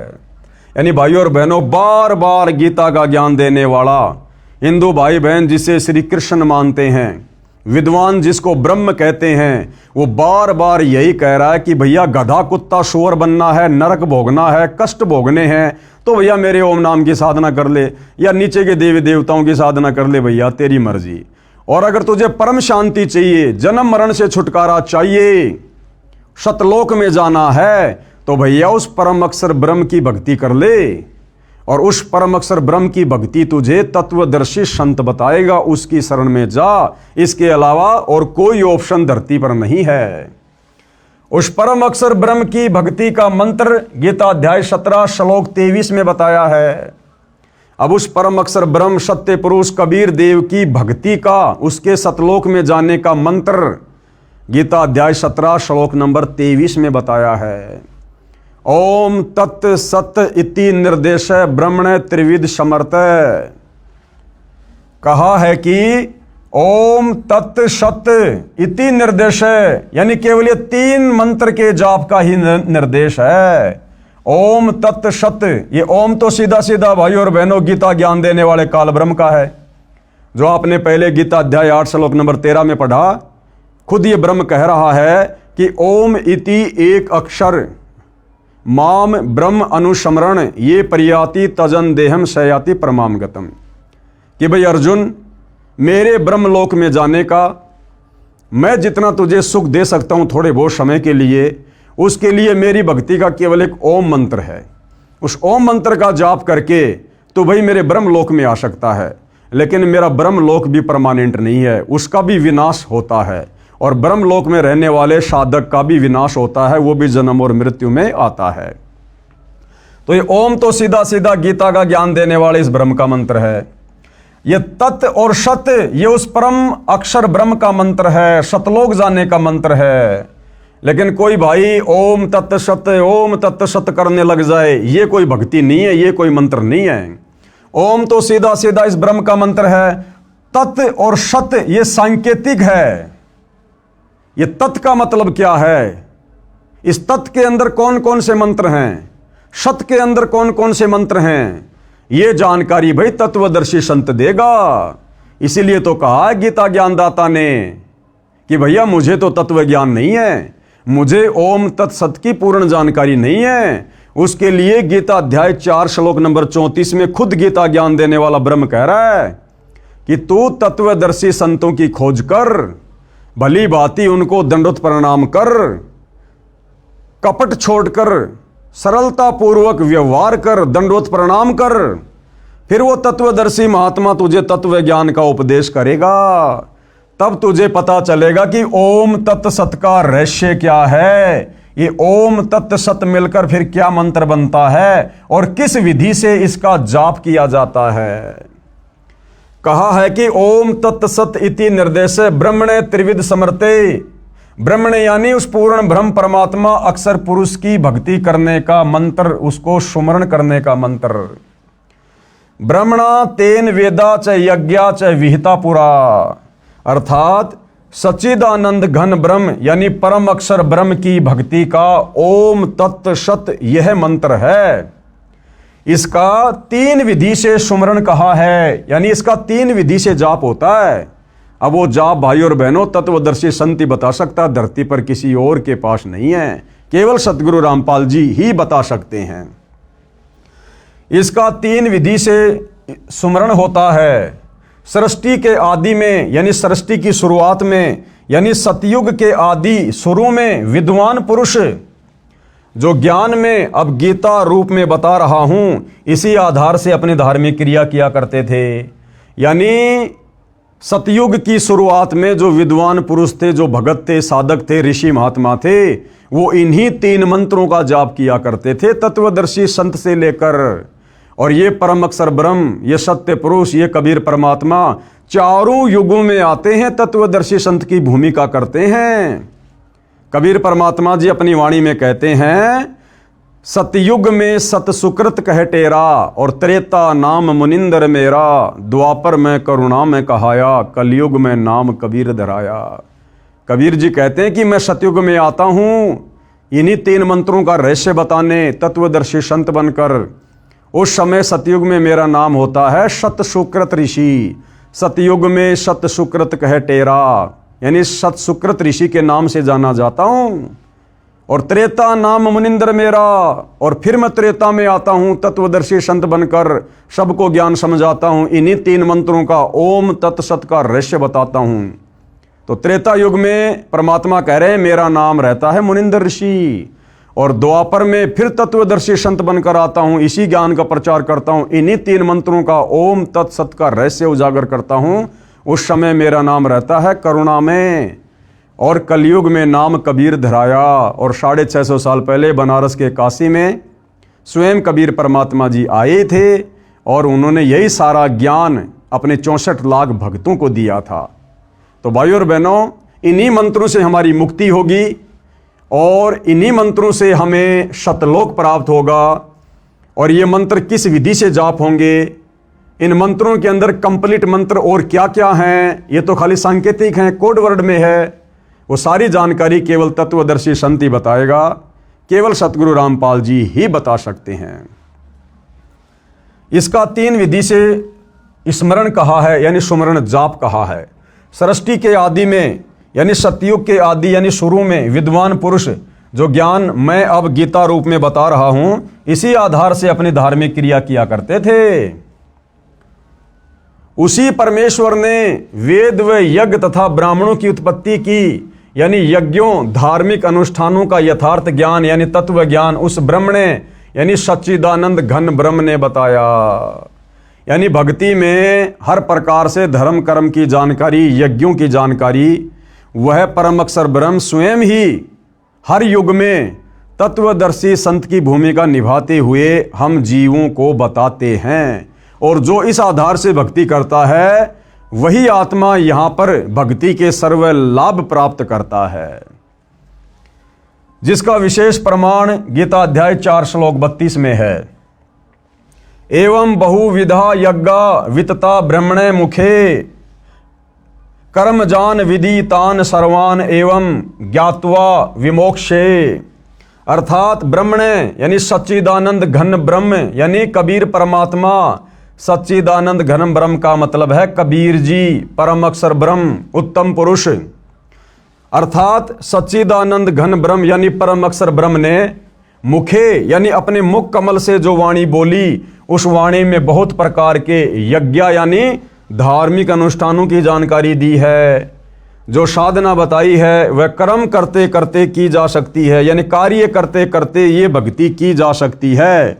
इस भक्ति को करने के लिए जंगल में जाने की, गुफाओं में बैठने की, अन्य कोई हट करने की, तपस्या करने की, व्रत करने की, पैदल जाने की कोई आवश्यकता नहीं है। जो सत भक्ति परम अक्षर ब्रह्म तत्वदर्शी संत का रूप धारण करके हमें इस पृथ्वी पर बताते हैं, ये बहुत ही सरल और सहज भक्ति है। नाम उठत नाम बैठत नाम सोवत जाग बे, नाम खाते नाम पीते नाम शेती लाग बे। अपना कार्य करते करते हम ये भक्ति कर सकते हैं।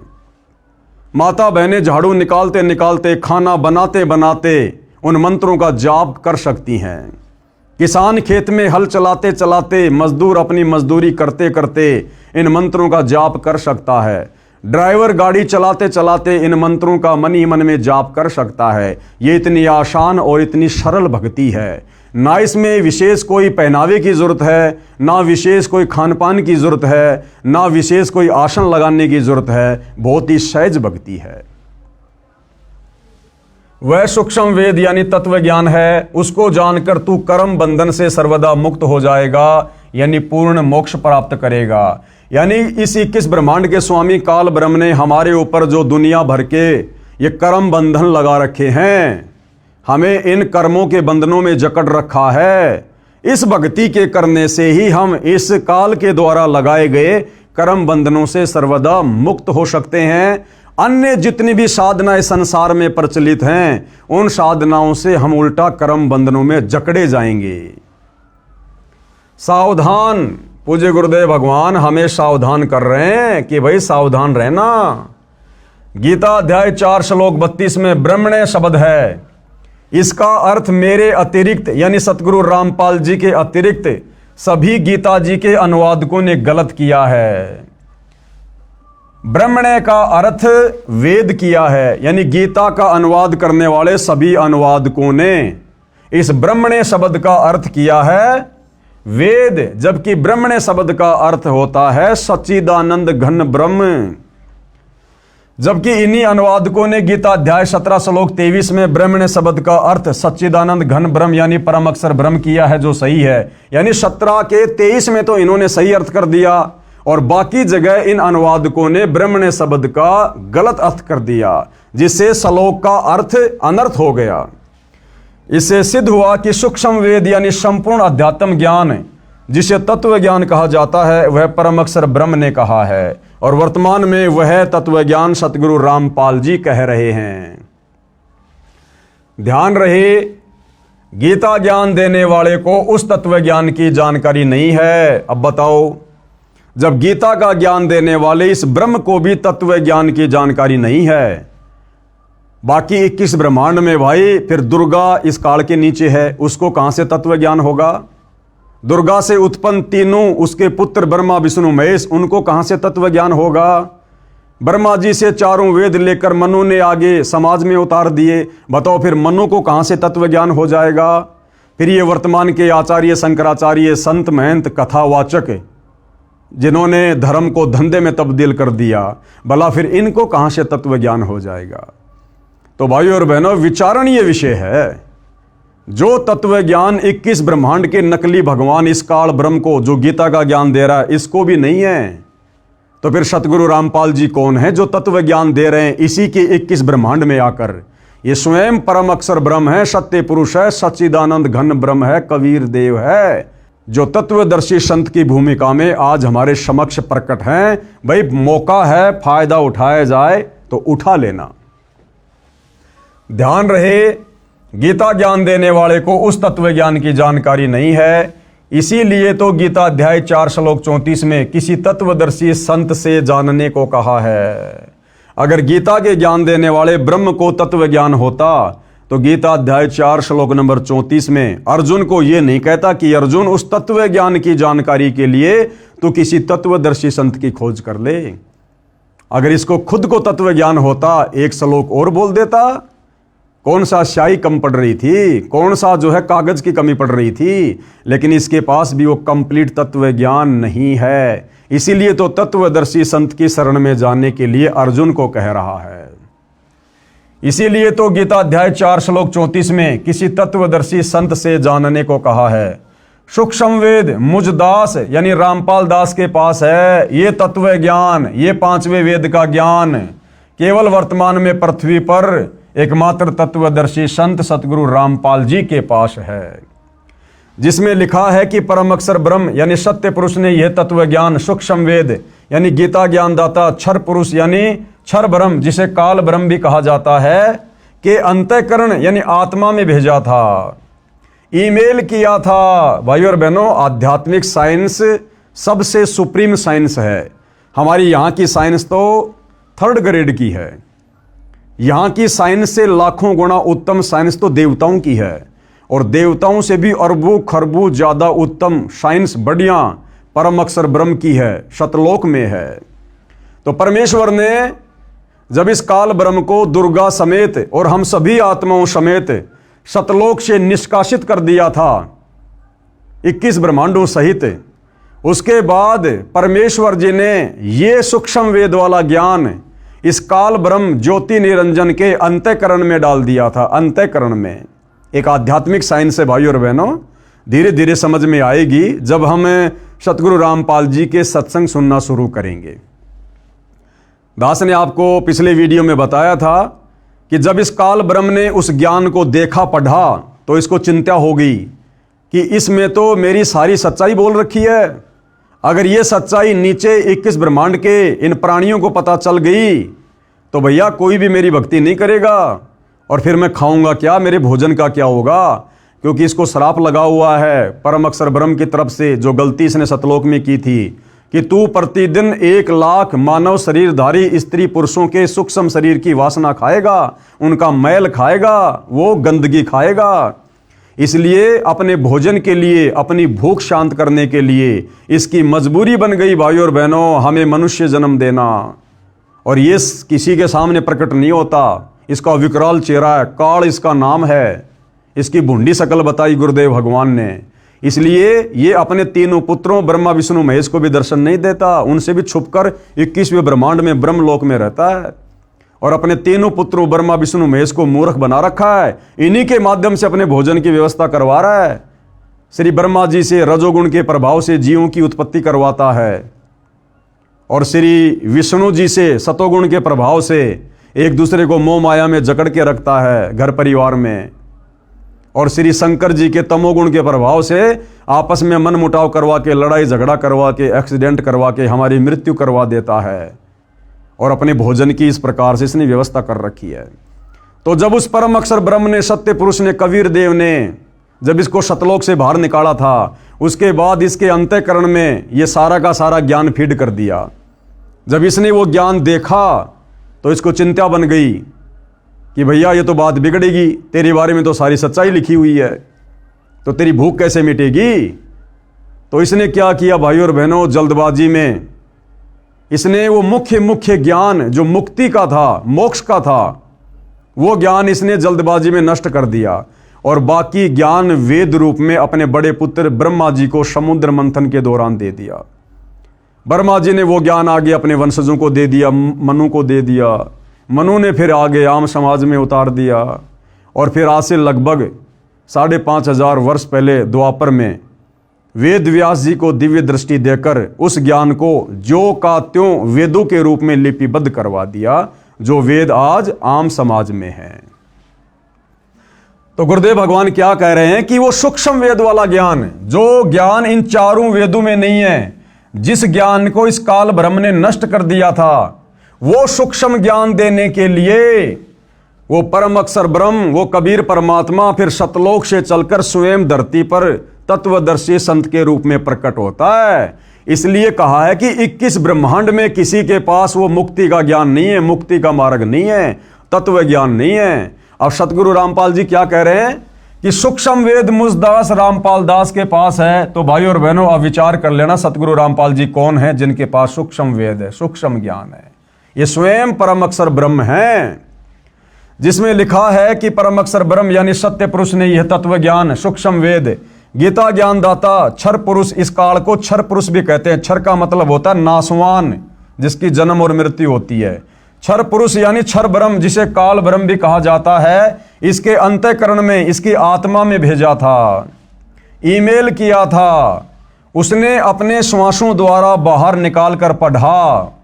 इसने देखा कि इसमें परम अक्षर ब्रह्म का ज्ञान है, यानी सतलोक का ज्ञान है, इसमें तो पूर्ण परमात्मा का भी ज्ञान है, वहां का सुख तथा यहां काल लोक का दुख लिखा है।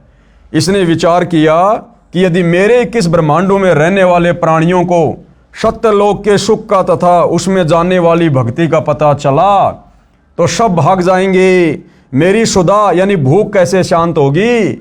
इस डर से इसने वह ज्ञान सूक्ष्म वेद से निकाल दिया और शेष ज्ञान समुद्र में छुपा दिया, जो आगे चलकर इसके बड़े पुत्र ब्रह्मा को प्राप्त हुआ। सूक्ष्म वेद के अनुसार सागर मंथन के समय 4 वेद निकाले, वे ब्रह्मा जी ने पढ़े। फिर यही वेद ज्ञान काल ब्रह्म ने ब्रह्मा का रूप धारण करके सूर्य देव को बताया। सूर्य देव कौन? ये आग का गोला नहीं, इस आग के गोले सूर्य के ऊपर जिस देव का कंट्रोल है, आधिपत्य है, वो सूर्य देव जो मनुष्य रूप में है, देव रूप में है। जिस प्रकार भाइयों और बहनों परिवहन मंत्री होता है, तो परिवहन मंत्री कोई परिवहन का साधन थोड़ी होता है, कोई बस थोड़ी होती है, कोई ट्रक थोड़ी होता है। परिवहन मंत्री मतलब वो एक व्यक्ति है, इंसान है, जो परिवहन के साधनों पर कंट्रोल रखता है। इसी प्रकार सूर्य देव एक देवता अलग है, और ये जो सूर्य है आग का गोला, ये एक अलग है। फिर यही वेद ज्ञान काल ब्रह्म ने ब्रह्मा का रूप धारण करके सूर्य देव को बताया। सूर्य ने अपने पुत्र ऋषि स्वयंभू मनु को चारों वेदों वाला ज्ञान बताया। वह सतयुग का समय था। फिर इस काल ब्रह्म ने ब्रह्मा रूप धारण करके सूर्य ऋषि को बताया। गीता अनुसार गीता ज्ञान देने वाले काल ब्रह्म ने वेद ज्ञान सूर्य से कहा। सूर्य ने अपने पुत्र मनु को बताया। मनु ने अपने पुत्र इक्ष्वाकु को बताया। फिर कुछ राज ऋषियों ने सुना। 4 युग, सतयुग जो 17,28,000 वर्ष का है, त्रेता युग जो 12,96,000 वर्ष का समय है, द्वापर युग जो 8,64,000 वर्ष का समय है, और कलयुग जो 4,32,000 वर्ष का समय है। विशेष इससे दास ये सिद्ध करना चाहता है कि जिस समय श्रीमद् भगवत गीता का ज्ञान अर्जुन को बताया, उस समय सतयुग त्रेता युग पूरे जा चुके थे। यानी भाइयों और बहनों, जिस समय इस काल ब्रह्म ने महाभारत के युद्ध में, कुरुक्षेत्र के मैदान में ये गीता जी का ज्ञान बोला था, उससे पहले तो सतयुग 39 लाख वर्ष बीत चुका था। और ये ज्ञान भाइयों और बहनों सतयुग में 1 लाख वर्ष के बाद धीरे धीरे नष्ट होना शुरू हो गया था ये वेद ज्ञान। अब ये बीच में कितना गैप हो गया, लगभग 38 लाख वर्ष तक दुनिया वेदों के अनुसार नहीं बल्कि मनमाना आचरण करती हुई आ रही है। और अब सतगुरु रामपाल जी उसी वेद ज्ञान को, इसी गीता जी के ज्ञान को जब यथार्थ रूप में समाज में उतार रहे हैं, तो लोगों को स्वीकार करने में बड़ी दिक्कत आ रही है, क्योंकि लोग लोक वेद पर ज्यादा आधारित हो गए, कहीं सुनी बातों पर ज्यादा विश्वास करने लग गए, और कहते हैं कि संत रामपाल जी को क्या पता, ये तो कल आए हैं, ये हमारे बड़े बड़े साधु संत महात्मा ऋषि आचार्य शंकराचार्य जैसे चले गए, क्या उनको ज्ञान नहीं था? तो भाइयों और बहनों, किसको कितना ज्ञान था, ये सारी बातें आप जी इन वीडियो में देख रहे हैं। इस पवित्र पुस्तक हिंदू साहिबान नहीं समझे गीता वेद पुराण अपनी आंखों से देख रहे हैं। तो वर्तमान में सतगुरु रामपाल जी को, जो कि ये वेद ज्ञान, ये गीता ज्ञान, ये प्राय लुप्त हो चुका है। लोग शास्त्र विरुद्ध साधना को सत्य मानकर उस पर आरूढ़ हो चुके हैं। अब आम समाज में इस सत्य ज्ञान को उतारने में थोड़ी कठिनाई आ रही है। लेकिन भाइयों और बहनों, ये कलयुग की बिचली पीढ़ी है। सभी को परमात्मा ने अक्षर ज्ञान युक्त कर दिया है, सभी को शिक्षित कर दिया है, सभी सदग्रंथों का अनेक भाषाओं में ट्रांसलेट करवा दिया गया है। बुद्धिमान समाज है और अवश्य इस सच्चाई को स्वीकार करेगा, भले ही थोड़ा समय लगे। इससे दास ये सिद्ध करना चाहता है कि जिस समय श्रीमद् भगवत गीता का ज्ञान अर्जुन को बताया, यानी लगभग 5,500 वर्ष पहले द्वापर में, उस समय सतयुग त्रेतायुग पूरे जा चुके थे तथा द्वापर युग मात्र 100 वर्ष शेष था। वेद ज्ञान काल ब्रह्म ने सूर्य देव को दिया। सूर्य ने अपने पुत्र वैश्वत मनु जी को सतयुग के प्रारंभ में दिया।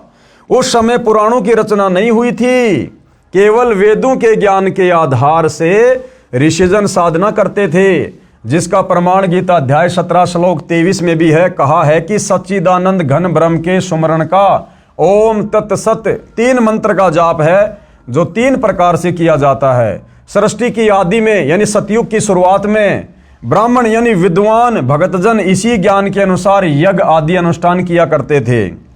कृपया ध्यान दें, गीता का ज्ञान वेद ज्ञान से सतयुग के शुरू में ब्रह्मा व मनु को मिला था। उससे 38,87,900 वर्ष पश्चात कहा गया है। यानी भाइयों और बहनों, जो वेद ज्ञान सतयुग की शुरुआत में भगत जन उस वेद ज्ञान के अनुसार भक्ति किया करते थे, वो वेद ज्ञान फिर सतयुग के बाद यानी 38,87,900 साल के बाद अब महाभारत के युद्ध में, कुरुक्षेत्र के मैदान में फिर से गीता जी के रूप में बोला गया। इतने वर्षों के बाद उसे 38,87,900 वर्ष पश्चात कहा गया है, जो लगभग 1,00,000 वर्ष तक यथारूप में रहा सतयुग की शुरुआत में। उसके पश्चात मनमाना आचरण प्रारंभ हो गया था। प्रमाण आगे बताया है। यह भी याद रखें कि गीता अध्याय 4 श्लोक 1 और 2 में गीता ज्ञानदाता ने यानी काल ब्रह्म ने कहा है कि हे अर्जुन, ये अविनाशी योग यानी यह है अविनाशी भक्ति जो जीव को भी अविनाशी बना दे, शाश्वत स्थान सतलोक में बैठा दे। यह अविनाशी योग यानी यथार्थ भक्ति की जानकारी वाला ज्ञान अर्थात वेद ज्ञान मैंने सूर्य से कहा था सतयुग में। सूर्य ने अपने पुत्र मनु से कहा सतयुग में। मनु ने अपने पुत्र इक्ष्वाकु राजा से कहा सतयुग में। उसके बाद ये ज्ञान राज ऋषियों ने परंपरा से जाना, यानी फिर इसमें मिलावट होती चली गई। किंतु बाद में वह योग यानी भक्ति का ज्ञान नष्ट यानी नष्ट हो गया था। यानी ये तत्व ज्ञान, ये वास्तविक वेद वाला ज्ञान है। सतयुग में केवल शुरुआत में 1,00,000 वर्ष तक ठीक ठाक चला। उसके बाद इस ज्ञान में मिलावट होनी शुरू हो गई, इस भक्ति में मिलावट होनी शुरू हो गई। और उस वेद ज्ञान को जो सतयुग में शुरुआत में 1,00,000 वर्ष तक सही चला था, फिर उस ज्ञान को दोबारा से गीता ज्ञान के रूप में द्वापर युग के लास्ट में बोला गया काल ब्रह्म के द्वारा। यानी 38,87,900 साल बाद वही वास्तविक वेद ज्ञान दोबारा महाभारत के युद्ध में कुरुक्षेत्र के मैदान में बोला गया। इस बीच भाई और बहनों 38,00,000 वर्ष तक ये दुनिया शास्त्र विरुद्ध साधना करती आ रही है, वेद ज्ञान के विरुद्ध साधना करती हुई आ रही है। और अब इस ज्ञान को, इस गीता वाले ज्ञान को भी काल प्रेरणा से नकली संतों ने, महर्षियों ने, शंकराचार्यों ने उलझ पुलझ कर दिया है।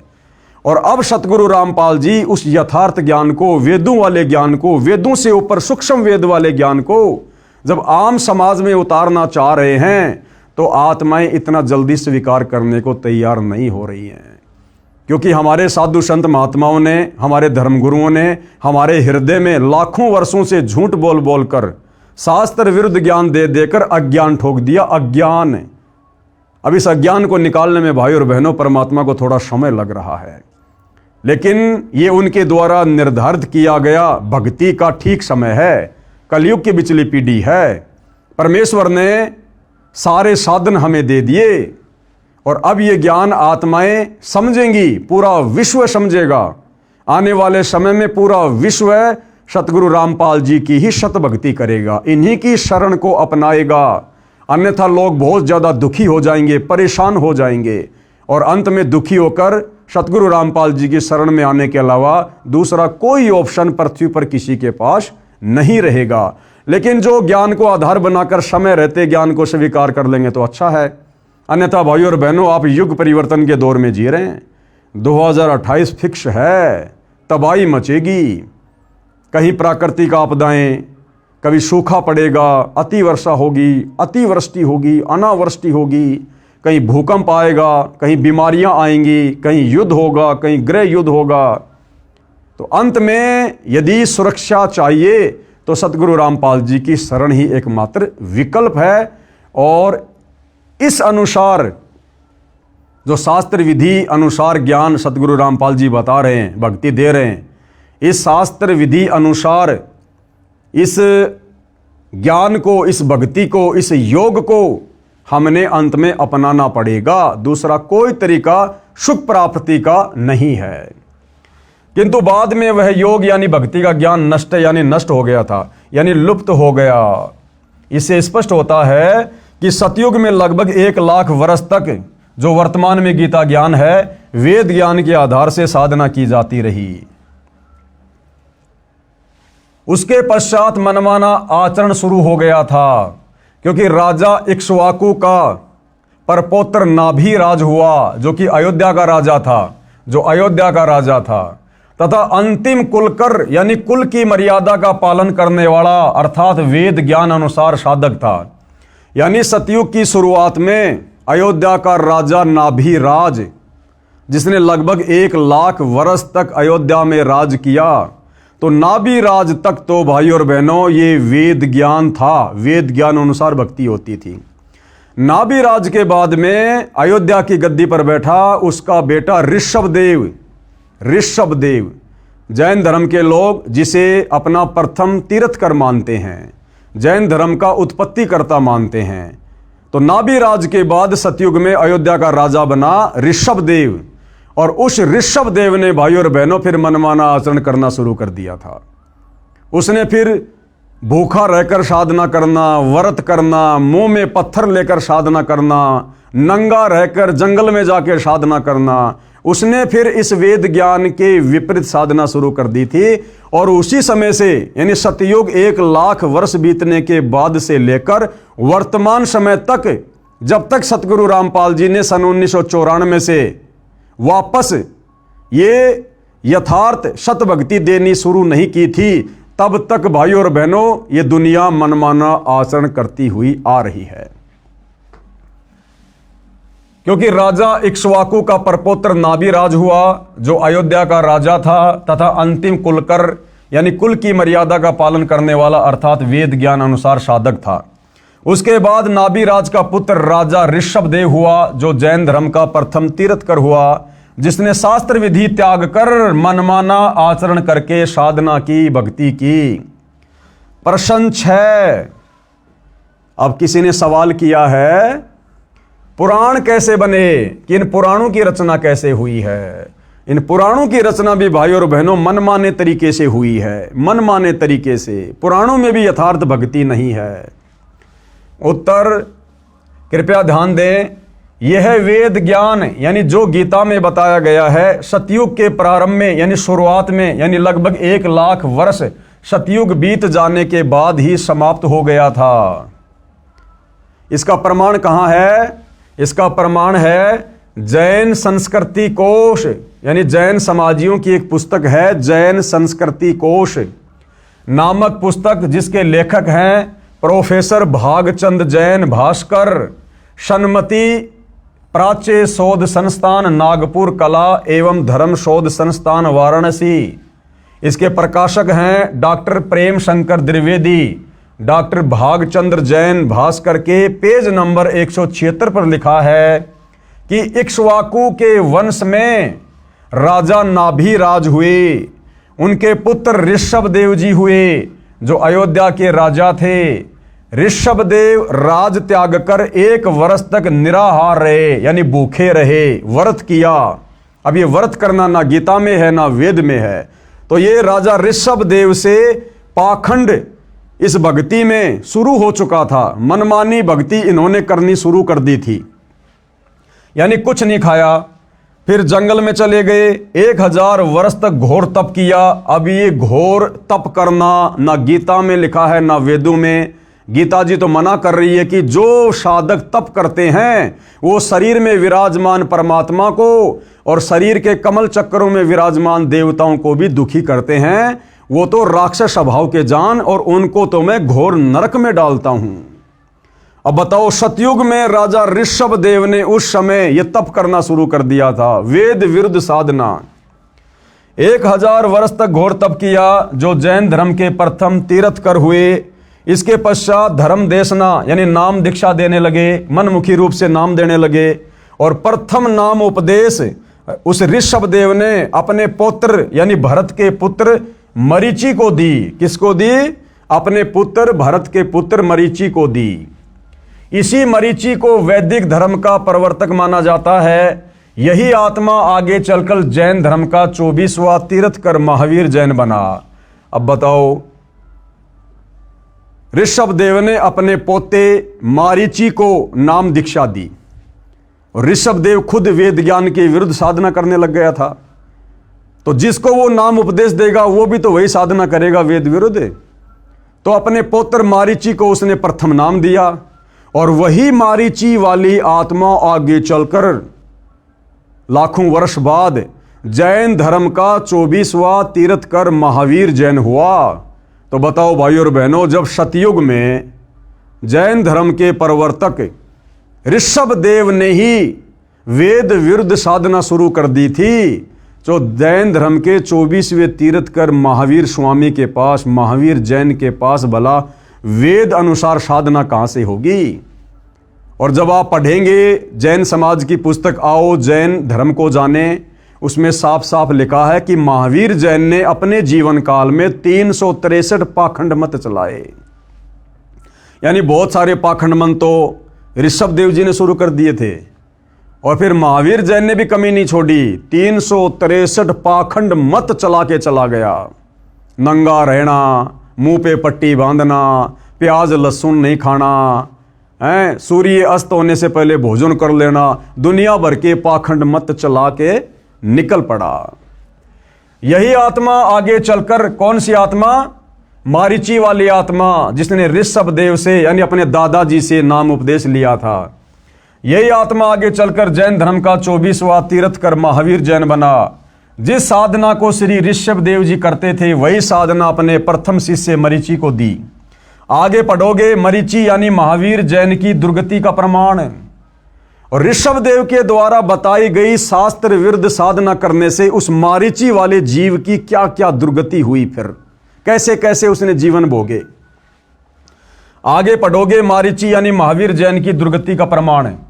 इसे स्पष्ट है कि मनु के पुत्र इक्ष्वाकु, इक्ष्वाकु के परपोत्र नाभिराज, नाभिराज के पुत्र ऋषभदेव, ऋषभदेव जी ने सब साधना वेद विरुद्ध की, यानी वेद ज्ञान की कमी स्पष्ट है। गीता चारों वेदों का सार है। गीता अध्याय 17 श्लोक 1 और 6 में घोर तप को मनमाना शास्त्र विरुद्ध साधना कहा है।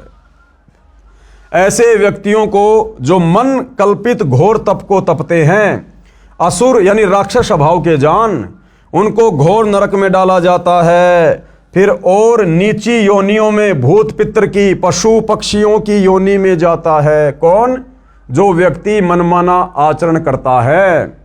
और वर्तमान में पूरा का पूरा हिंदू समाज संत रामपाल जी के भक्तों को छोड़कर मनमाना आचरण कर रहा है। सब के सब नरक में जाने वाली साधना कर रहे हैं।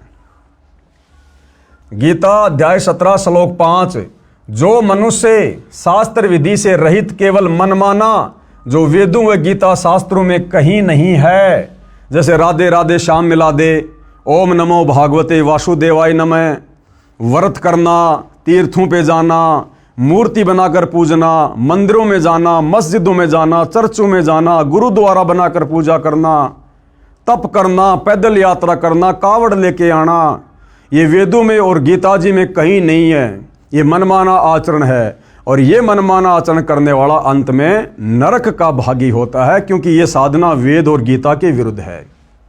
गीता अध्याय 17 श्लोक 5, जो मनुष्य शास्त्र विधि से रहित केवल मनमाना, जो वेदों व गीता शास्त्रों में नहीं कहा है, उस घोर तप को तपते हैं तथा दंभ और अहंकार से युक्त कामना, आसक्ति, बल के अभिमान से भी युक्त हैं, यानी अहंकार भी है, मान बढ़ाई भी है, दिखावा भी है। गीता अध्याय 17 श्लोक 6, शरीर रूप से स्थित भूत समुदाय को, शरीर में असंख्यों सूक्ष्म जीव हैं, उन प्राणियों को और अंतःकरण में स्थित मुझको दुखी करने वाले यानी अधिक कष्ट देने वाले हैं, उन अज्ञानियों को तू आसुर यानी राक्षस स्वभाव वाले जान। यानी जो व्यक्ति वेद और गीता विरुद्ध साधना करता है, जो व्यक्ति तत्वदर्शी संत की शरण में आकर शास्त्र अनुकूल सत भक्ति नहीं करता, भाई गीता ज्ञानदाता कह रहा है कि वो तो राक्षस स्वभाव को धारण किया हुआ मनुष्य में नीच व्यक्ति है, उसको तो मैं घोर नरक में डालूंगा।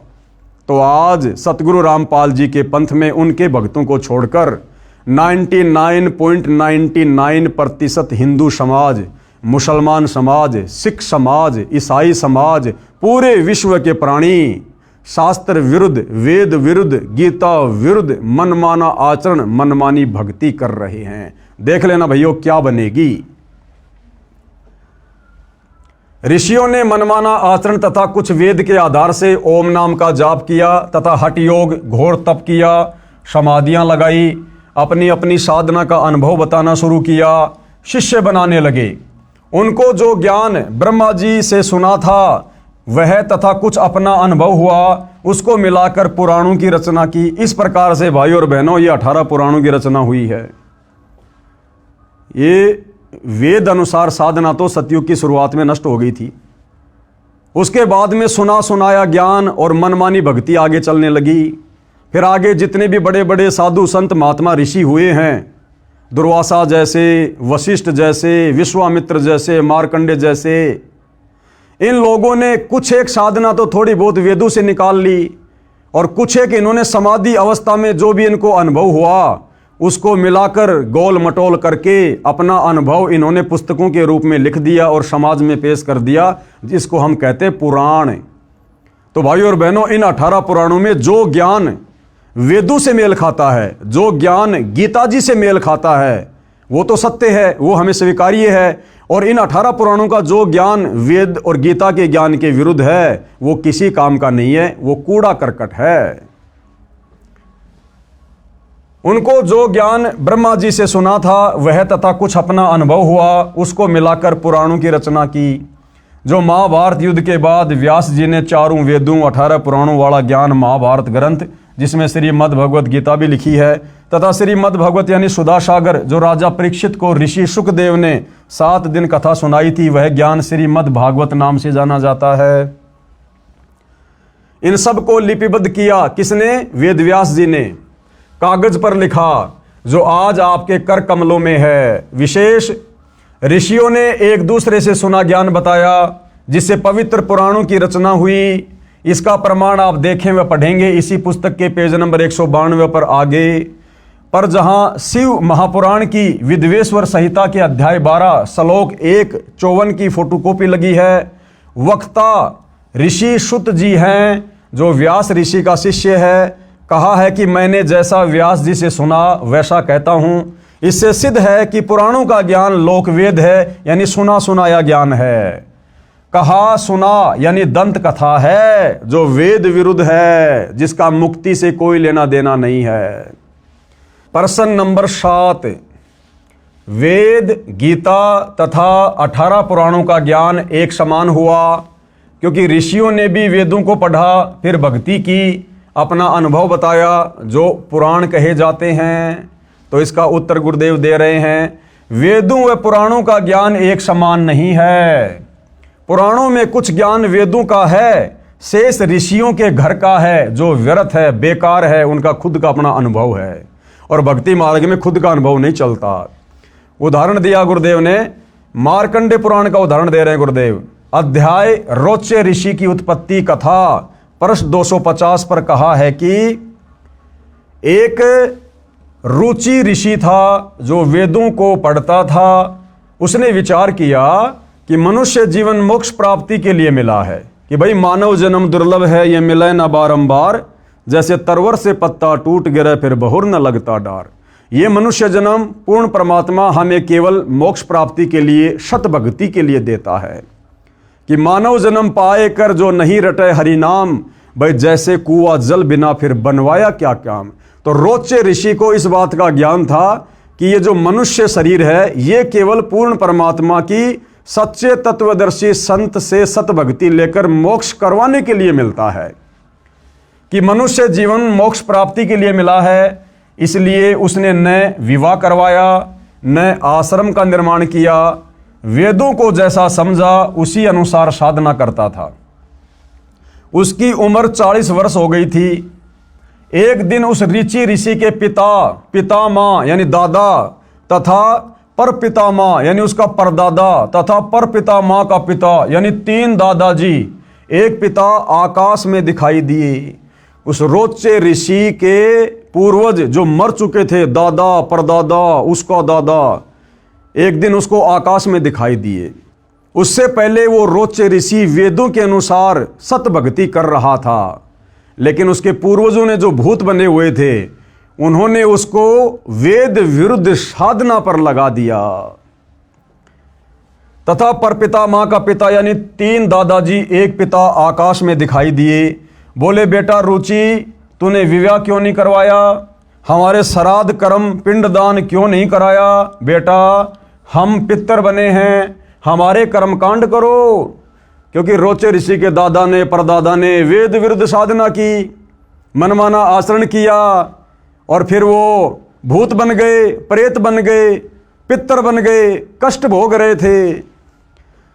तो वो सारे के सारे रोचे ऋषि को दिखाई दिए और उसको क्या कहा कि बेटा रुचि, तूने विवाह क्यों नहीं करवाया, हमारे श्राद्ध कर्मकांड पिंडदान क्यों नहीं कराए, जबकि वेदों में और गीता में ये पाखंड करने के लिए कोई आदेश नहीं है। बेटा हम पितर बने हैं, भाई सतभक्ति करते, पितर क्यों बने, हमारे कर्मकांड करो। रुचि ऋषि बोला, हे पिता, हे पितामहे, वेद में कर्मकांड को अविद्या कहा है, यानी मूर्खों का कर्म बताया है वेदों में। श्राद्ध निकालना, पितर पूजना, यानी मूर्खों का कर्म बताया है, ये नहीं करना चाहिए। पितर बोले, बेटा ये सत्य है। वो पितर क्या कह रहे हैं कि बेटा रुचि, बिल्कुल वेदों में ऐसा ही लिखा है कि श्राद्ध नहीं निकालने चाहिए, ये पितर पूजा नहीं करनी चाहिए, कोई भी कर्म कांड नहीं करना चाहिए। पितर बोले, बेटा ये सत्य है कि वेदों में कर्मकांड यानी भूत पूजा, पितर पूजा, देव पूजा को अविद्या यानी मूर्खों की साधना कहा है।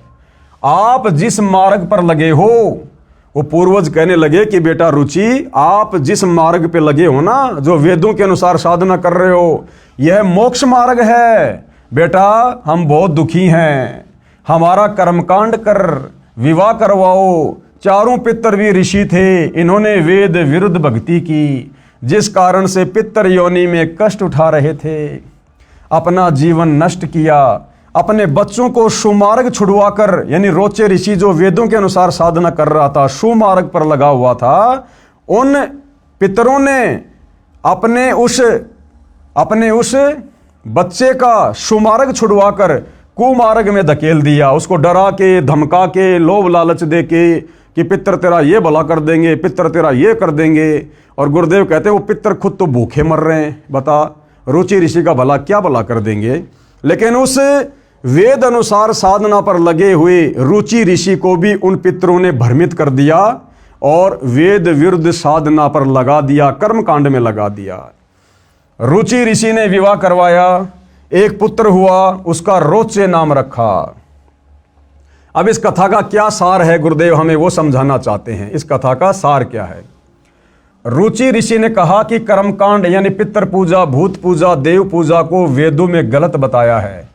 पितर भी ऋषि थे, वेद याद कर रखे थे, पढ़ते भी थे, वे तुरंत मान गए कि वेद में ऐसा ही लिखा है।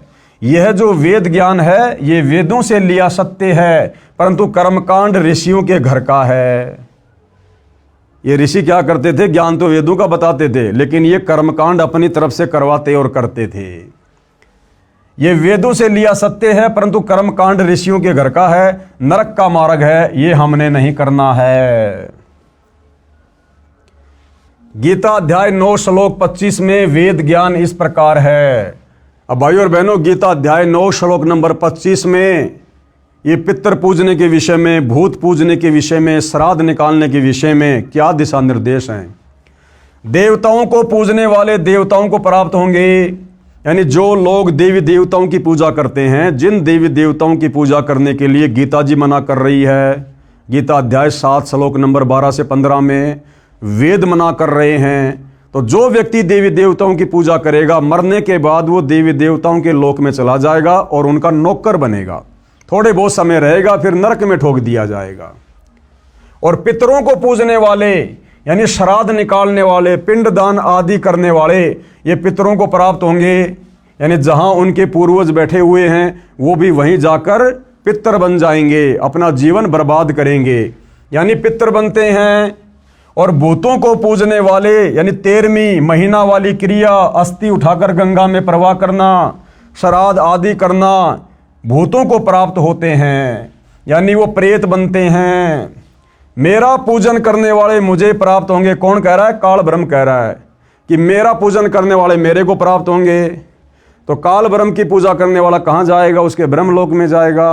ब्रह्मलोक में जाने के बाद फिर वो जन्म मरण में आएगा। तो 21 ब्रह्मांड में भाइयों और बहनों, काल तक की पूजा से मोक्ष नहीं है। ये सारी बातें कहाँ लिखी है? गीता अध्याय 9 श्लोक नंबर 25 का सारांश है ये। जैन संस्कृति कोश पुस्तक के पेज नंबर 176 पर लिखा है कि राजा नाभिराज अंतिम कुलकर थे, यानी सतयुग में राजा नाभिराज अंतिम राजा थे जो वेदों के अनुसार साधना किया करते थे। कुलकर का अर्थ है जो अपने कुल की मर्यादा के अनुसार धर्म करता था। उसके बाद तो खाली झूठी फीत लगाई थी रामचंद्र जी के नाम के आगे, पुरुषोत्तम पुरुषोत्तम। ये मर्यादा ये तो सतयुग में 1 लाख वर्ष के बाद राजा नाभिराज के बाद समाप्त हो चुकी थी। अयोध्या के राजा नाभिराज थे। नाभिराज इक्ष्वाकु वंशी था, वेदों अनुसार साधना करता था, वह अंतिम था। उसके पश्चात उसके पुत्र ऋषभ देव जी ने वेद के विरुद्ध मनमाना आचरण प्रारंभ किया। 1 वर्ष तक निराहार रहा, यानी भूखा रहा, तथा 1000 वर्ष तक घोर तप किया। इससे सिद्ध हुआ कि ऋषिजन नाभिराज के पश्चात उसी इक्ष्वाकु कुल में ऋषभ देव हुए जो नाभिराज के पुत्र थे। वे उसी समय से ही शास्त्र विधि त्याग कर मनमाना आचरण करने लगे थे, यानी वेदों के विरुद्ध साधना करने लगे थे। इस पुस्तक के लेखक प्रोफेसर भागचंद्र जैन भास्कर जी हैं तथा प्रकाशक है डॉक्टर प्रेम शंकर द्विवेदी व डॉक्टर भागचंद्र भास्कर हैं। इस पुस्तक के पेज नंबर 175 से कुछ अंश इस प्रकार है। इस तरह ऋषभ देव जी के विषय में निष्कर्ष रूप कह सकते हैं, ऋषभ देव के पुत्र मरीचि यानी भरत के पुत्र को पुराण में वैदिक धर्म का प्रवर्तक माना गया है। यही मरीचि जैन परंपरा में आगे चलकर महावीर यानी वर्धमान बना। पेज नंबर 175 से 177 से कुछ अंश जो इस प्रकार हैं। अब भाइयों और बहनों, वो मरीचि वाली आत्मा जिसने सतयुग में अपने दादा ऋषभ देव से नाम उपदेश लिया था, जो ऋषभ देव वेद विरुद्ध साधना किया करता था, और वही मारीची वाली आत्मा आगे चलकर महावीर जैन बना, जैन धर्म का 24वां तीर्थकर बना। अब सतयुग से वो मारीची वाली आत्मा किन किन योनियों में कितने कष्ट उठाती हुई आगे बढ़ी। 20 करोड़ बार गधा, 30 करोड़ बार कुत्ता, 10 करोड़ बार हाथी, कभी नपुंसक बना, कभी पेड़ पौधे की योनियां प्राप्त की, कभी वो बिल्ली बना, कभी देवता बना बीच बीच में। यानी कैसी कैसी दुर्गति उस मारीची वाली आत्मा की हुई, जिस मारीची वाली आत्मा ने ऋषभ देव से उपदेश लेकर भक्ति शुरू की थी। तो भाइयों और बहनों, वर्तमान में जितने भी जैनी हैं तो इनका क्या हाल होगा अगर इन्होंने सतगुरु रामपाल जी को अपना गुरु धारण करके और ये शास्त्र विधि अनुसार सत भक्ति शुरू नहीं की। तो भाइयों और बहनों, उस मारीची वाली आत्मा का फिर आगे चलकर क्या हुआ, वो सारा का सारा इतिहास हम कल रात्रि 9 बजे इसी पवित्र पुस्तक से, जिसका नाम है हिंदू साहिबान नहीं समझे गीता वेद पुराण, जो परम पूज्य परमेश्वर सतगुरु रामपाल जी ने अपने कर कमल से लिखी है, कल रात्रि 9 बजे दास के Facebook page Pawan Das is live पर सभी भाई बहन लाइव जुड़िए। आगे का संदेश हम कल समझेंगे। तो आज के वीडियो में केवल इतना ही। गुरुदेव भगवान हम सबको आशीर्वाद दे, हमारा मार्गदर्शन करें। बंदी छोड़ सतगुरु रामपाल जी भगवान की जय हो।